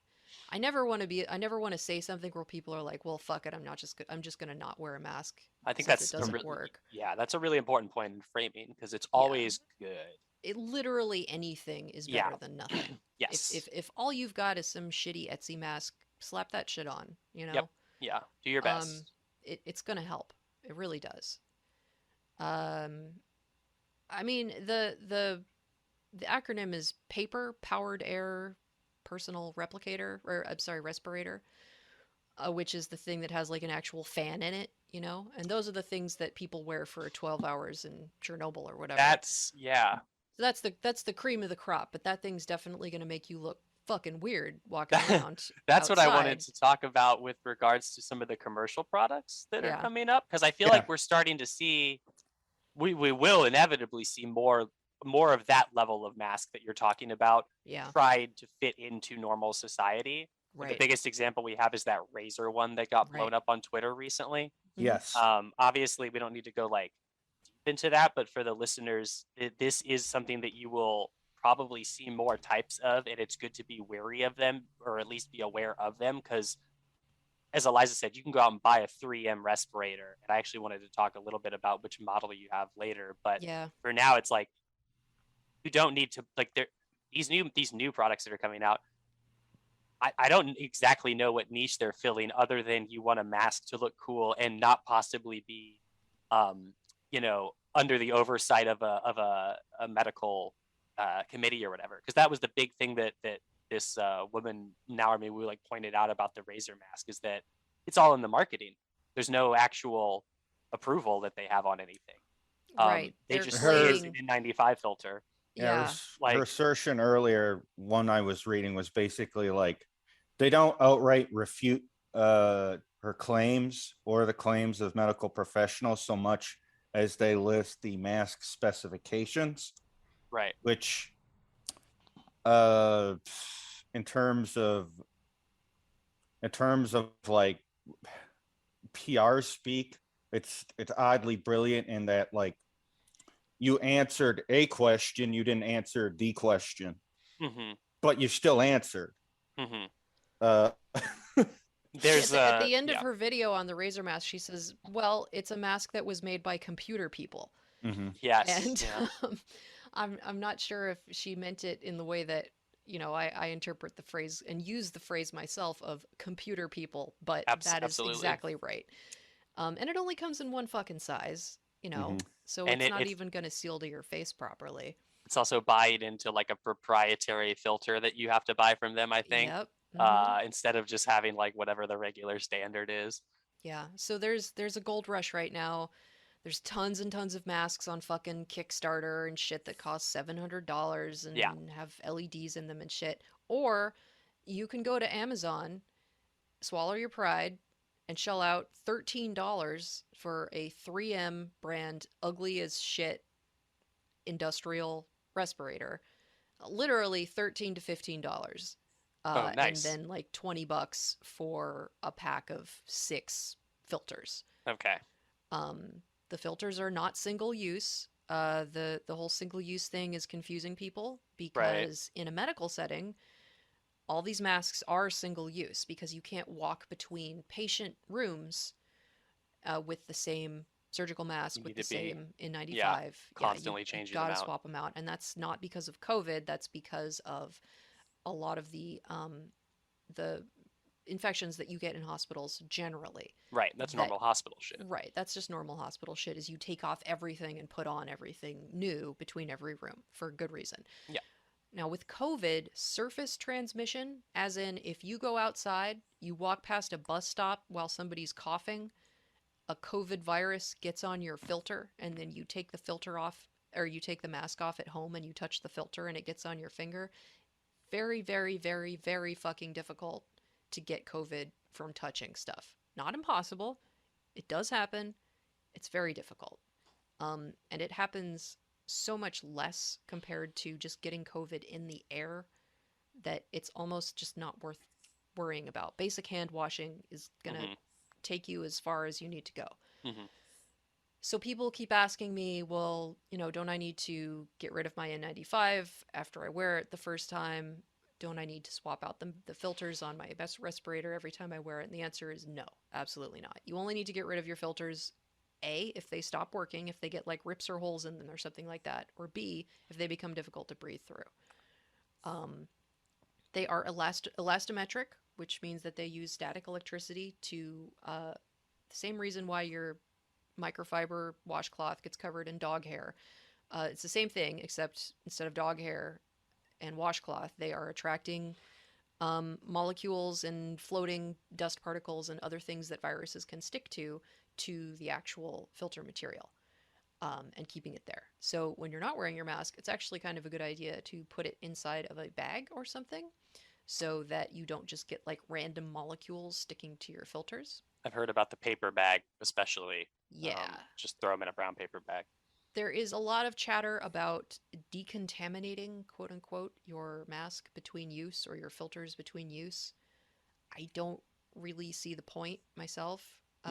Mask Nerd is kind of with me on this. It just doesn't seem to matter. Yeah. Again, it does matter for organisms other than COVID. So, one thing we really don't want to do is like if we are wearing our respirator every day and it's getting wet from our breath, which it will, it'll get wet after just a couple hours of breathing in it. You don't want to let it stay wet because it's very easy to grow mold and bacteria. Not COVID. Again, it has nothing to do with the COVID virus. Just mold and bacteria can get inside your mask. It can get into your mouth. It can get on your face and cause acne. And it's just not good, not tasty, not savory. So if your mask is wet at the end of the day, please let it dry out overnight. You can definitely decontaminate the surfaces with just wiping it off with isopropyl alcohol. No need to do anything crazy. There was a study, interesting study, Mask Nerd posted about N95 masks getting soaked in sweat, simulated human sweat, and then dried out. And they tested the filtration after they had been all sweated up, and then dried out, and nothing happened. The masks were It's the same. exactly the same, or in some cases better Weird. at filtering after. Huh. And I don't know why that is. It could be a factor Yeah. of salt, could be maybe sodium random buildup thing, in yeah. the material, makes them better at elastometric capture. I don't know. But you can wear the dirtiest, funkiest piece of shit mask as long as it is sealing to your face properly. Right. That's the number one thing. And it doesn't That have any holes in it. Suction. It's going to keep working. So in most cases, the elastic that holds the N95 to your face is going to give out before the N95 does itself. So That's a good point about because I have the same type of Yeah. elastic in 95s that you can I like definitely hang them up on a replace- little thing. Yeah, you can replace the elastic with other stuff if you want to, and keep them trucking longer. Those elastics are they glued on or stapled? Well, for the KN94s I have, they're just I believe stapled. I can grab one real quick actually. Okay. So This if they're this one would be these are just like stapled in with what look like or sewn in honestly. But this is like one of the disposable level KN94s rather than a like a full 95. Okay. Yeah. Yeah, but the it's got the N95s elastics with on that it. yellow elastic, that yellow elastic sucks. Yeah. If you attached better elastic to it, you could keep them trucking. These are I don't actually have an nice. N95 with me right now, but I think that those elastics are usually stapled on. I don't see any reason why you couldn't staple on another elastic. If they think at the factory that the staple is not gonna, compromise the mask in any way, then I don't see why you couldn't just add another staple and add another piece of elastic yourself at home. So, Right. it's better. It's still going to be better than a surgical without a brace, and it's going to be better than a cloth. So, Yeah. it's too bad that they're white because they do look really gross after they get a bunch of makeup and stuff on them. I'm surprised we haven't seen specifically like because there's so many black versions of the cloth mask and even of the like KF94 masks. Yeah, I haven't seen many fashionable KN95s or like the big hard N95s pop up out of this yet. Yeah. Um, I'm suspicious of the new masks. I'm suspicious of Yeah. the fashion masks. I I'm would be suspicious too. of anybody who came up with a mask in the past year. I would get a Home Depot mask for sure. It looks dorky, but like, who cares? Yeah, yeah. I know that people care. I know that people really care, and that Right. mask compliance has a lot to do with visuals. I understand that, but on an individual level, I am asking you, just think about it for a minute. Yeah. And we'll even share out like I'll gather some links on like the mask you have, Eliza, some of the options I've been using, and I'll try to include those in the show notes too, just so that if it's truly that difficult for some people to track down, then you as a listener have no excuse. You can just click on our little show notes and find some links that are a good jumping off point. Yeah, you do not want to get long COVID. Yeah, that's Some long COVID news came out today or yesterday. It was a South African scientist says that That she, Guardian article. yeah, Yeah, I she have that pulled up. found that the micro clots is what she thinks is causing a lot of the long COVID symptoms. Hmm. So that's super interesting. I hope we get more information on that. I would imagine it would definitely help in treatment of it now that they're hopefully able to identify like where it's living, because that's Yeah. the crux of that article was that a lot of these long COVID patients go in and are told, "Hey, you're medically totally fine. Yep. Nothing. We don't see nothing on you," and that the stuff, the COVID that is still trapped is in clotted blood cells. Mm-hmm. Um, Yeah, that is a that would seem like a breakthrough. universal chronic illness Hmm. experience. Of 'Cause course, I'm sure. Yeah. yeah, you go to the doctor and they're like, "Well, you're fine." Even anyone with a comorbid, right? Like overweight people, Yeah. And so to if you're speak. trans, If you're, you I'm worry sure about if you're a DVT. woman So or pregnant deep or vein thrombosis was like one of the links they had sort of talked about when talking about microclotting in this. So like, yeah, definitely be on the fucking lookout. You will be more aware of something like DVT, especially visually. There's a lot of visual cues with Yeah. DVT. Yeah. Oof. If you're trans or if you are taking hormonal birth control, Mm-hmm. either of those situations. Yeah. So, I mean, that's good news. Maybe if we are getting to know more about what's causing stuff, then maybe we're getting some more targeted treatments. And it is actually, I kind of went into this a little bit before, but we're going to be forced to a certain extent to start figuring out better treatments for long COVID, which means probably we're going to be getting some more and better treatments for other chronic illnesses because long COVID resembles a lot of other chronic illnesses and very, very strongly fibromyalgia is the big one. Chronic fatigue, fibromyalgia, what's it, myoencephalitis. I can't remember what the other term is at this point that we're using, but people are going to get fibromyalgia from long COVID. And hopefully, now that many more people have it and it is very documented this time, people are going to start taking it a little bit more seriously. So that is like one possibly optimistic outcome of all of this. Sciencey silver linings for sure. Take it where it comes. It's it's how we get there. Naomi Wu is doing some cool stuff about the masks right now. Her handle on Twitter is Real Sexy Cyborg. She's a character. I really appreciate her work. No. Yeah, definitely. But one of the cool YouTubers. She's just ripping them apart right now. It's very funny. The mouse engineers know they are way out of their wheelhouse and realize now that they should have said no, so PR is panicking. Yeah. Oh, man. Yeah. She's right. Yeah, absolutely. Yeah, just go get an ugly construction worker mask. I wouldn't. Don't buy a mask with RGB lights in it, please. No. Don't. It's not time yet. It's not, yeah. They're not ready. They're not baked yet. If you're that committed, just get a gas mask and make your own. I was about to say, if you'd like. Yeah, the rebreather I'm looking at, it's a pervert mask mainly for private non-commercial use. Like instead of the clear lens, so you can work in a chemical setting that has put like a big black lens over it, like so it has that a you tinted, look like a tinted lens. You look like you're gonna kill someone. So you look like some sort of fucking demon. You look like a video game bad guy in a faceless NPC. You look. We don't have to unpack all of it. I'm just saying it's woof. Yeah, we're not. That's not the mass adoption. That's the drone one. I didn't want to. Nice. We had to. No, shout out to Hexdrone. That is a DIY story. Built their own drone empire from the ground up. Oh, I don't even know anything about Shout out to Hexdrone. I'm a big fan. Okay. They're all over, folks. Oh god, yeah, don't even get me started. They all want to be robots. We have a mutual friend, a few of us. She absolutely hates robots. I think they're okay. I could see why you'd want to become a robot.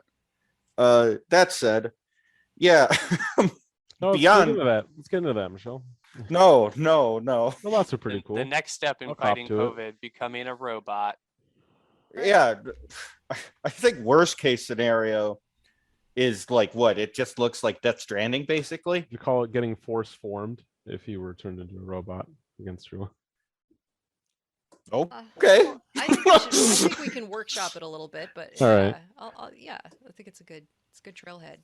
Um, look, Wow. I obviously don't give a shit about looking like a fucking Borg freak. Mhm. Like, Yeah. I don't care. I've done that professionally on several occasions. Hmm. Normal people care about that stuff, so yeah, I get it. You know, we want the civilian friendly masks. Yeah. But in terms of like, if you want to wear the fucking hazmat suit, man, props. I wouldn't wear the support hazmat that. suit, but the hazmat rebreather, like, I mean, the thing is, if I wanted to go gribble mode, that's what I would go gribble mode with. Yeah. If Sure. acid and Yeah. Why stuff not, that at tears that through point? rock in seconds Mhm, isn't near my lungs, I'm mhm. okay with how that will fare against a pandemic disease versus Sure. versus long-term purchasing of like yard equipment. But that's me personally. Yeah, Uh, I mean, I got nothing against it. I got the gas yeah, masks at home, you know. I'm blessed here because we have low occurrence rates and they haven't went up in step with the coastal rates going up. Hmm. So I live in a fucking blip. It's really weird to see people walking around maskless in a city. Yeah. It's a small city, granted, but Jesus Christ, everyone I've known that has visited from out of state looks at me like a crazy person. Like a friend from Seattle came up recently and she was just like, they just do this every day. Mhm. Like, yeah, no, that you want to talk about states' rights or whatever.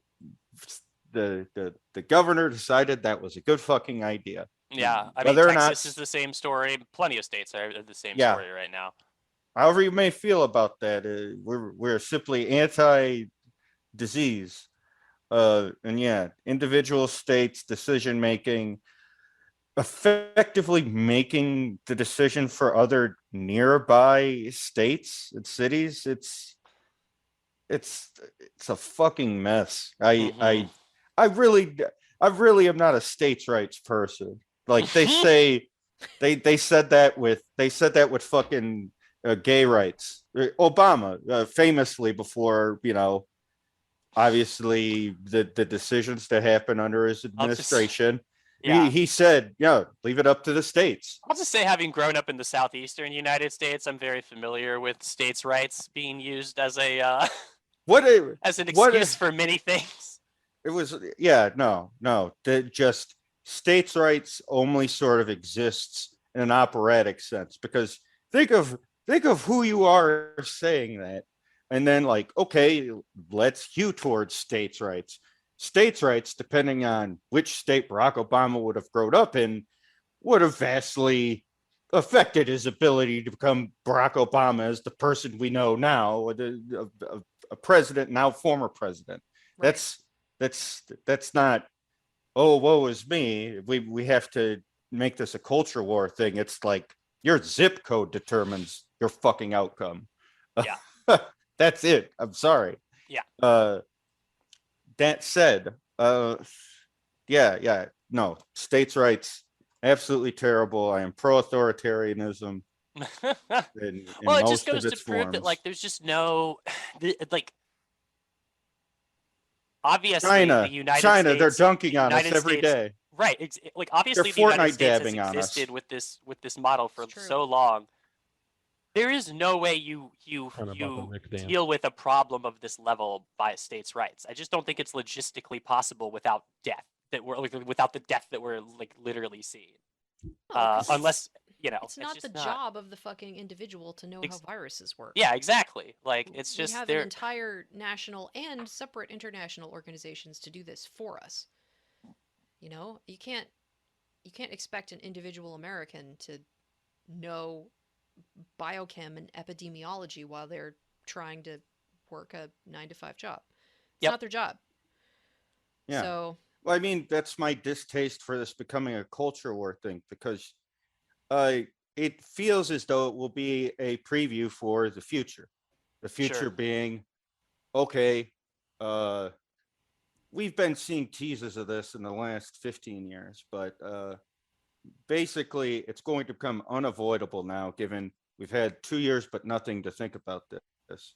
We're going to incorporate that schema of thinking whenever we see mass climate outcomes, when it comes to Texas, when it comes to what's going to happen to Florida, when it comes to what's going to happen to New York, this will not be numbers in the thousands. It will be over a period of, God, what was it? One timetable I saw was 30, 60 years. 60 years of 1/3 of this country dying, screaming and in pain along the coasts. Millions dead. Millions with a capital M. Which, granted, one of the guys was a NASA guy that always sort of makes extreme estimations that are overestimates, but still, it's like there's no good outcome of millions, and you're gonna see your first million under COVID happen in this country. How that affects people's decision making and policy is why we keep reiterating of, yeah, sure, individual action only goes so far, individual altruism is possible, etc. But like the problem here is also not to get into a doomer mindset, but you can make all of these preparations, you can do all these things, but it is very much mitigation because you can just get it from some motherfucker that like took 4 flights in the span of a month. Yep. That's the America you live in. Yeah. And so, yeah, like I don't like how this bodes in terms of response to climate change. Well, sure. Yeah. It's a very, I mean, the echoes of you guys are on your own is very prescient or, prominent there. Yeah. Like that's the problem with individual state policy and why I feel generally, however you may align politically, because I'm not a psychic, what I would say is like, people always have all of these political resentments or whatever, or say this or that broadly about the South, but you should really like pin that on the elected leaders or whatever. I don't believe in electoralism, especially now, but like you need to inform other people, and not just like people in your inner circle, but distant people, just like any sort of sharing of resources, because this is going to get much worse, and the policy decisions will get more abstracted, and you'll be made to feel crazy. I feel like a lot of people are being made to feel crazy right now, just because. Oh yeah. You figure this is a slam dunk, right? Oh yeah. No, I have. It's. We I have mean, the it's something we that have the amazing medical I'm sure we could all talk practices about. in the States, like John Hopkins. Well, like visited near it once. Like that place is fucking crazy. But yeah, sorry, you were saying, Jake. Well, just that it's hard not to. I think if you are someone who understands a lot of what we've been talking about and kind of respects the science behind it and the whole idea of what these people are doing, it's hard not to feel crazy. In a lot of different ways, for me, it's hard not to feel crazy when I have to talk to my family about how I still don't think it's safe to travel home. And they're like, well, we're just going to have to commit to a new normal at some point. And, like that's its own little like bag. But like Eliza said at the beginning of the episode, there's other people who feel crazy from having to quarantine.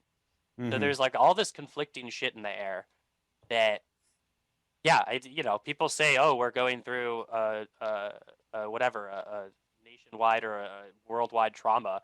Like in a lot of ways, like it's very true in terms of just how it's affecting overall everything in very minor ways. But we're all being made to feel a little crazy. Yeah, just to interject, I mention that because there have been 4 separate instances we've talked about this. Think of how differently each of us reacts to death and talked about reacting to death. Like, I think we all had one this year, pretty much. Maybe, I don't know, Ruben, did you have any good deaths? Or were all bad ones? I didn't get a lot. At least not a lot that I wrote down. Let's see. We had there was a heart-to-heart moment of a loved one making their will on the phone while thinking they're going to die. So at a close call. One Okay. close call. Unfortunately, there were no good deaths. Damn. All shitty people were more or less completely unfazed or got COVID and didn't lose their mind for a year. Ruben, you stay winning. So maybe soon, Omicron, But, breakthroughs, we'll see. new meta, Yeah. new meta. Well, that's what the new meta. That's what the I mean, that's what Taking we're the new that's what the meta. episode's about, is just going forward with all this shit. Like we said at the beginning, it's not going away. And so well, you know, in the interest of protecting oneself, we're gonna have to make these types of moves. Which- Um, I think it should also just be cooperation. I think a lot of people need to relearn, like, being in society doesn't just mean like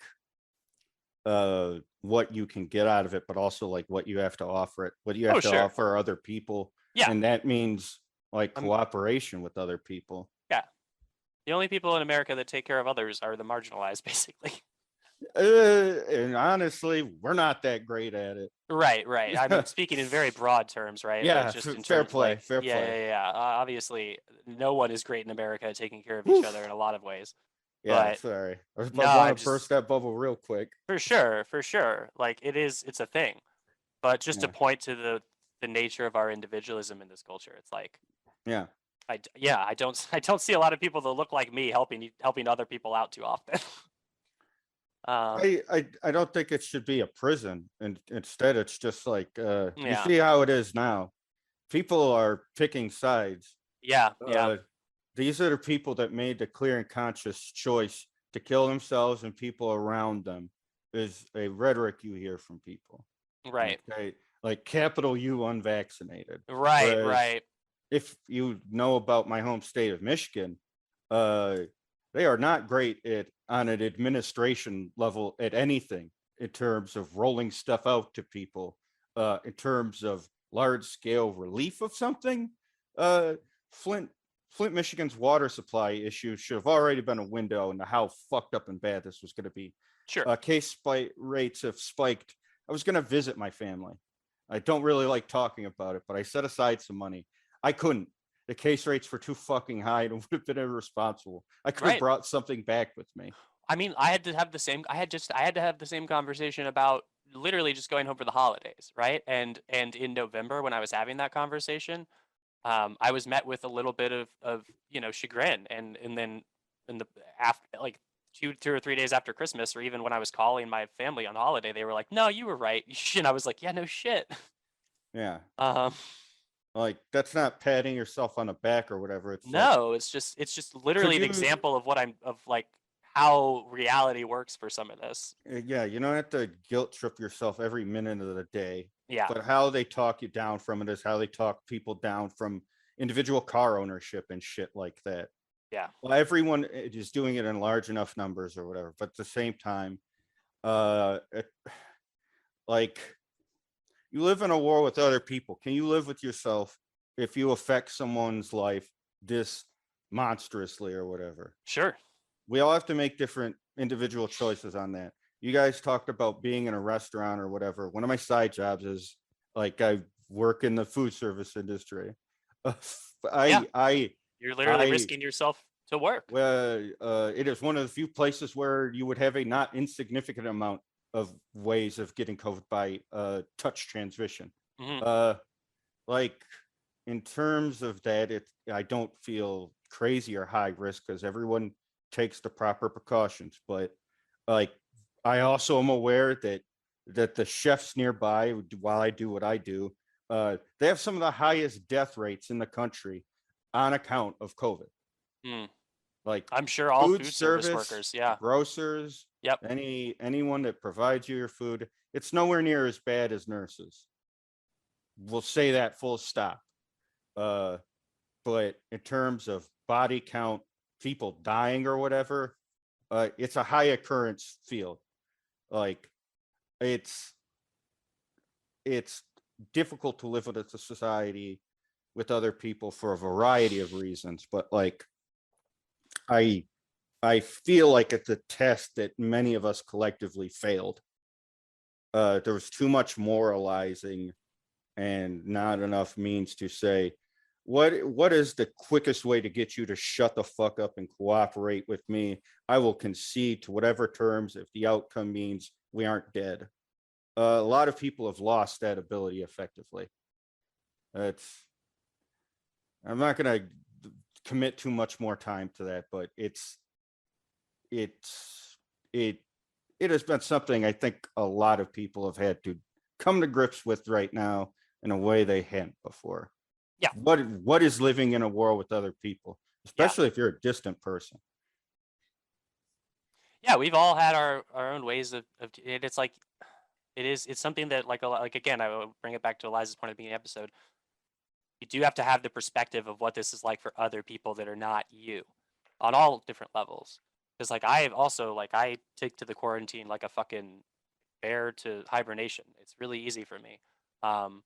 I interact online a lot. I get to do a lot of my favorite things in home anyway, et cetera, et cetera. But for a lot of people I know, they're even like, I think I have people express their anxiety about going out, like through me. I get asked by my family if I've been having enough IRL interactions. You know what I mean? And I'm like, what do you even like? I just kind of shrug those off because for me to explain why that's an irrelevant question to my family is like not worth the time whatsoever. But that's the perspective I deal with, right? That's what they're coming to me with, and Right. it's just such it is the only window I get into. Oh, some people are out there really like starving for some of this stuff, and I don't know why. Like I literally never expressed that like I'm having a rough time. So the fact that I get that from some of my family is to me more of a reflection of their own anxieties. Because I'm always like, I'm chilling, I'm doing great. And they're like, but have you seen your real friends? And I'm like, I talk to my real friends every single day. I don't know what else you're talking about. It's a very strange, like, mindset that I've encountered. And it's one of that I can describe as, definitively not online in air quotes. And a lot of people out there are like that, Oh yeah. I think your parents are just worried that you're just not getting your nut in, and they just really need to know what the fuck if you're busted on the regular or not. They're super concerned about it. I've got to say, my family. Dating's a whole nother episode during the quarantine. I don't even want to. My parents did not inquire about that, Ruben. I don't know what the fuck you're talking about. Oh, your parents couldn't give a shit. They're real busy. For the record, I have one remaining parent. And Thanks, man. It's my sister who's also taking the other role of being concerned. Fair play. But no, Yeah, yeah, it was- it's yeah. He was talking to his mom, who's like trying to get us to go to eat at restaurants and shit. And he's like, "There's a pandemic." Yep. And You can she's take the like, food home. "Oh well, your stepfather and your sister decided not to get vaccinated. It's their own personal choice. It's their own personal. It's on personal journey. Yeah, they're on a journey, an fuck. unvaccinated journey." And he Your was like experience with death. fucking mad at shit at her. And she's like, "Well, it's just an amount of risk that you choose to take, a personal risk that you Yep. take for yourself." And he's like, "What the fuck are you talking about? This is like saying that just deciding to drive drunk is just a personal Everyone's- risk decision." Jake, Yeah. And her response to this was, "What? You've never driven drunk? Not even once?" Ding ding ding ding ding Jake. ding. Jake, new merch idea. When you hear the word journey, taco price is going to go up. Remember that meme? No. No. The one with the haircuts? No, you're way out. You're way The out. they them You're, you didn't you're see the they them mullet meme? you're way out there, dog. I don't even know. Sorry. I'm Well, familiar, No, it's fine. I'm familiar. It's a with the- gentrification joke, just as a Okay. shorthand. I'm Yeah, definitely yeah. I didn't familiar make the with meme, man. I've maybe yeah. Listen, I might like see it on. I recognize it on site or whatever. Oh man. But no, dude, it's like, I think Eliza, Yes. that anecdote kind of nails it to me because I had a similar conversation with my own father. Just like before traveling home, the line that I was given was, "Well, the flu kills people every year too." Yep. What? What is that? A marketing tactic? Like what? Like Whose what- side are you listen- on? Yeah, whose side are you on? Like, listen to what you're saying. And that is what we're up against in the future. Mm. That's kind of what, not like to kind of try to tie a bow on the app. Like that's what I want to avoid. That's what I want our listeners to avoid. That's what I want them to be better equipped to deal with. Don't fall into the pocket of big sobriety. Drinking and driving is okay. Yeah, it is. I mean, It's fun. It's fun. Sure, it is kills quite literally thousands of people every year, but on the other hand, it helps me get to work on time. So who can say if it's good or not? Yeah, there it is. Americans are waking up and going, I'm okay with a 1% chance of dying today if I go outside. And Listen, that's a hard thing to contend with, because at the end of the day, everyone has a less than 1% chance of dying when you go outside. Listen, if we could keep it at if my commute could be fucking so fucking clear, it was so sweet having my commute in the first 3 months of me returning to work. Just fucking no one's on the road. It's just me in the sky, baby. That was pretty fucking nice. If we could keep it at that level, that'd be nice. Yeah, Michelle. Wait, you're saying if you had to drink and drive, that if would we be had the setting? if we had to have a pandemic, you have to keep my commute real low. Oh, You can't put the cars back on the road. I just want to be out there. you had like the LA Walking Dead street. Yeah, it was fucking incredible. Hell yeah, dude. Full. That would There be were like sick. 3 cars every day. The commute. It's 7 a.m. Just I'm out pushing there. 90 to work. 3 cars are going 95. Just like fuck it. Huge service trucks with 2 ladders on them. And I'm like, Hell yeah. awesome. I don't go 90. I like to conserve my gas, but have fun out there. It's fun to get on an open road, on a wide open road. After midnight, most people go 90, but just it being just like I'm going to work. It's just Zooming getting along. blown away. No traffic. It's very good. Yeah, we could have learned a lot from pandemic, and unfortunately, I don't think we learned as much as we could have as a whole. I'm sure a lot of individuals learned many things. You have to always start at Zanzibar, or at least get Zanzibar in the net, or they'll close it off and then you're fucked. That's what I do know about Pandemic 2, and I think it later got renamed Plague Inc. I know I had Yeah, it because on there's a a board phone. game called Pandemic. They probably sued the other one. Yeah, that's. Isn't it Madagascar? I thought Zanzibar was. Oh, Madagascar. also fucks. Yeah. Is The good Zanzibar viruses. an island nation? Yeah, it's like My one. geography sucks.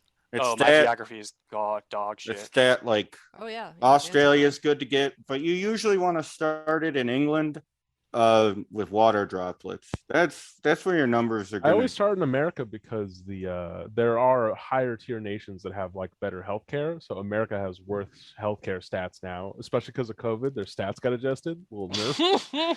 So they have anti-vaxxers as a random bullshit. faction event now as well that will Okay. severely cut vaccination. Can you imagine in America. working on one of those games at this time, this day? Didn't they make a version of Pandemic that's like? Balance patch, guys. We got Oh a wait, no. board meeting. Pandemic is already about saving. It's the online Pandemic game. It's about saving. infecting everybody. Plague Inc. is about killing, and then there's there's also a pandemic. They the made a virus version of Plague Inc. that was expansion. like not about killing people because it was uncomfortable or something like that. Yeah, I mean that they did a private military contracting game where you sort of do your own little Diamond Dogs thing. I think it's like Rebel Inc. or something. Oh yeah, Rebel Inc. Yeah, Get funded Yeah. by the CIA. Overthrow a few Well, places. yeah. On that note, So we're sorry. talking about video games, so I'm bringing in the Yeah, closing. we're I'm talking bringing in the about closing armor hammer. game stuff. Yeah, We've covered quite a bit about the whole pandemic and about mass culture in this ep, and I just wanted to make sure we didn't have any loose ends because I think we've had a pretty good discussion. I guess the Oh. only thing I didn't get to say was that's important is that Yeah. outside without a mask, pretty safe. Oh, okay, yeah, a good thing, a good general knowledgeable thing. If you want Absolutely. to hang out with people, go outside. hmm Yeah, like You just know, sit away. and each I mean other. like real outside. I mean Mhm. like not in a plexiglass box. That's not outside. That's bullshit. That's inside. Right. You're gonna get COVID. Go outside. Go to a park. If Touch, there touch grass, as they say. unless it is like as hot as a sauna and you are in like a very very dense crowd of people who are all not wearing masks, it's pretty difficult Mhm. difficult to transmit COVID outside. Not impossible. I'm never going to say that anybody's 100% safe, but all of the numbers, the data that we have right now as of today says that outside it's really really really hard to get COVID. Mm. So even eating and drinking. So Right. go outside. Yeah, just have a mask on you for when you gotta be strapped, so to speak. The ventilation thing is huge, and it's one of the things that was very quickly buried very much at the beginning because remember it. It's an Yeah. institutional problem, Mm, not an individual problem. mm. So that's why it went away so fast. And that's why we still have businesses and grocery stores and bars with all of their doors and windows closed because Mhm. I want to take a quick second to push going outside and get into camping this year. Get a Yeah. little stove to cook Yeah. on. It's fun. What better time, honestly? Camping is Uh, nice. Get into dispersed camping. Look up your local dispersed camping sectors that's outside of a campground. Face your fears. Be alone at night in the woods. Yeah. Bring a gun or a knife or a sword, whatever you want. Dealer's choice. All right. Get out there. Yeah. Eat the All right. darkness. On that note, folks, we are going to have 3 to 4 years until the supply chain is how it was pre-pandemic. So try to make your mask purchasing decisions in accordance with that. Honestly, don't know how supply is going to be, but there'll be a market for it. that's the other really big reason to get yourself a bottom of the barrel, common as shit industrial respirator. Those Mhm. guys use standardized filters that are going to be everywhere. Yeah. Absolutely. You do Yeah. not want to get some fucking Kickstarter first party like locked in branded filter situation going on because Yeah. you are not going to be able to get filters. Yeah, that's not Yeah. gonna be reliable. They're gonna run out of those. Stick to Yeah. 3M. You want the universal shit. To that end, I would like to say, yeah, just sort of the world is not going to really return to the way you knew it. And when its supply chain goes back to pre-pandemic sort of availability of purchase, it's going to be a hot minute until like the scarcity problem that's been wrought by this, does its, sort itself out. This is going to be something tech sectors and many other sectors are going through. Shit, Tesla went through a recall now. On that note, drinking and driving is incredibly fun. Do it constantly, back and forth through Yeah, what are every you, business. a pussy? Yeah, Drive fast and take chances, Or bitch. do you want to meet Paul Walker or not? I am Michelle Perez, as always. I'm joined by my buddy Jake, my buddy Ruben, and my buddy Eliza. This is for now, for the remainder of whenever we sort this business out, the Working on It podcast. Have a great night. Yes, this is Oh, what should our new temporarily name be? working on it. Oh, we'll find out.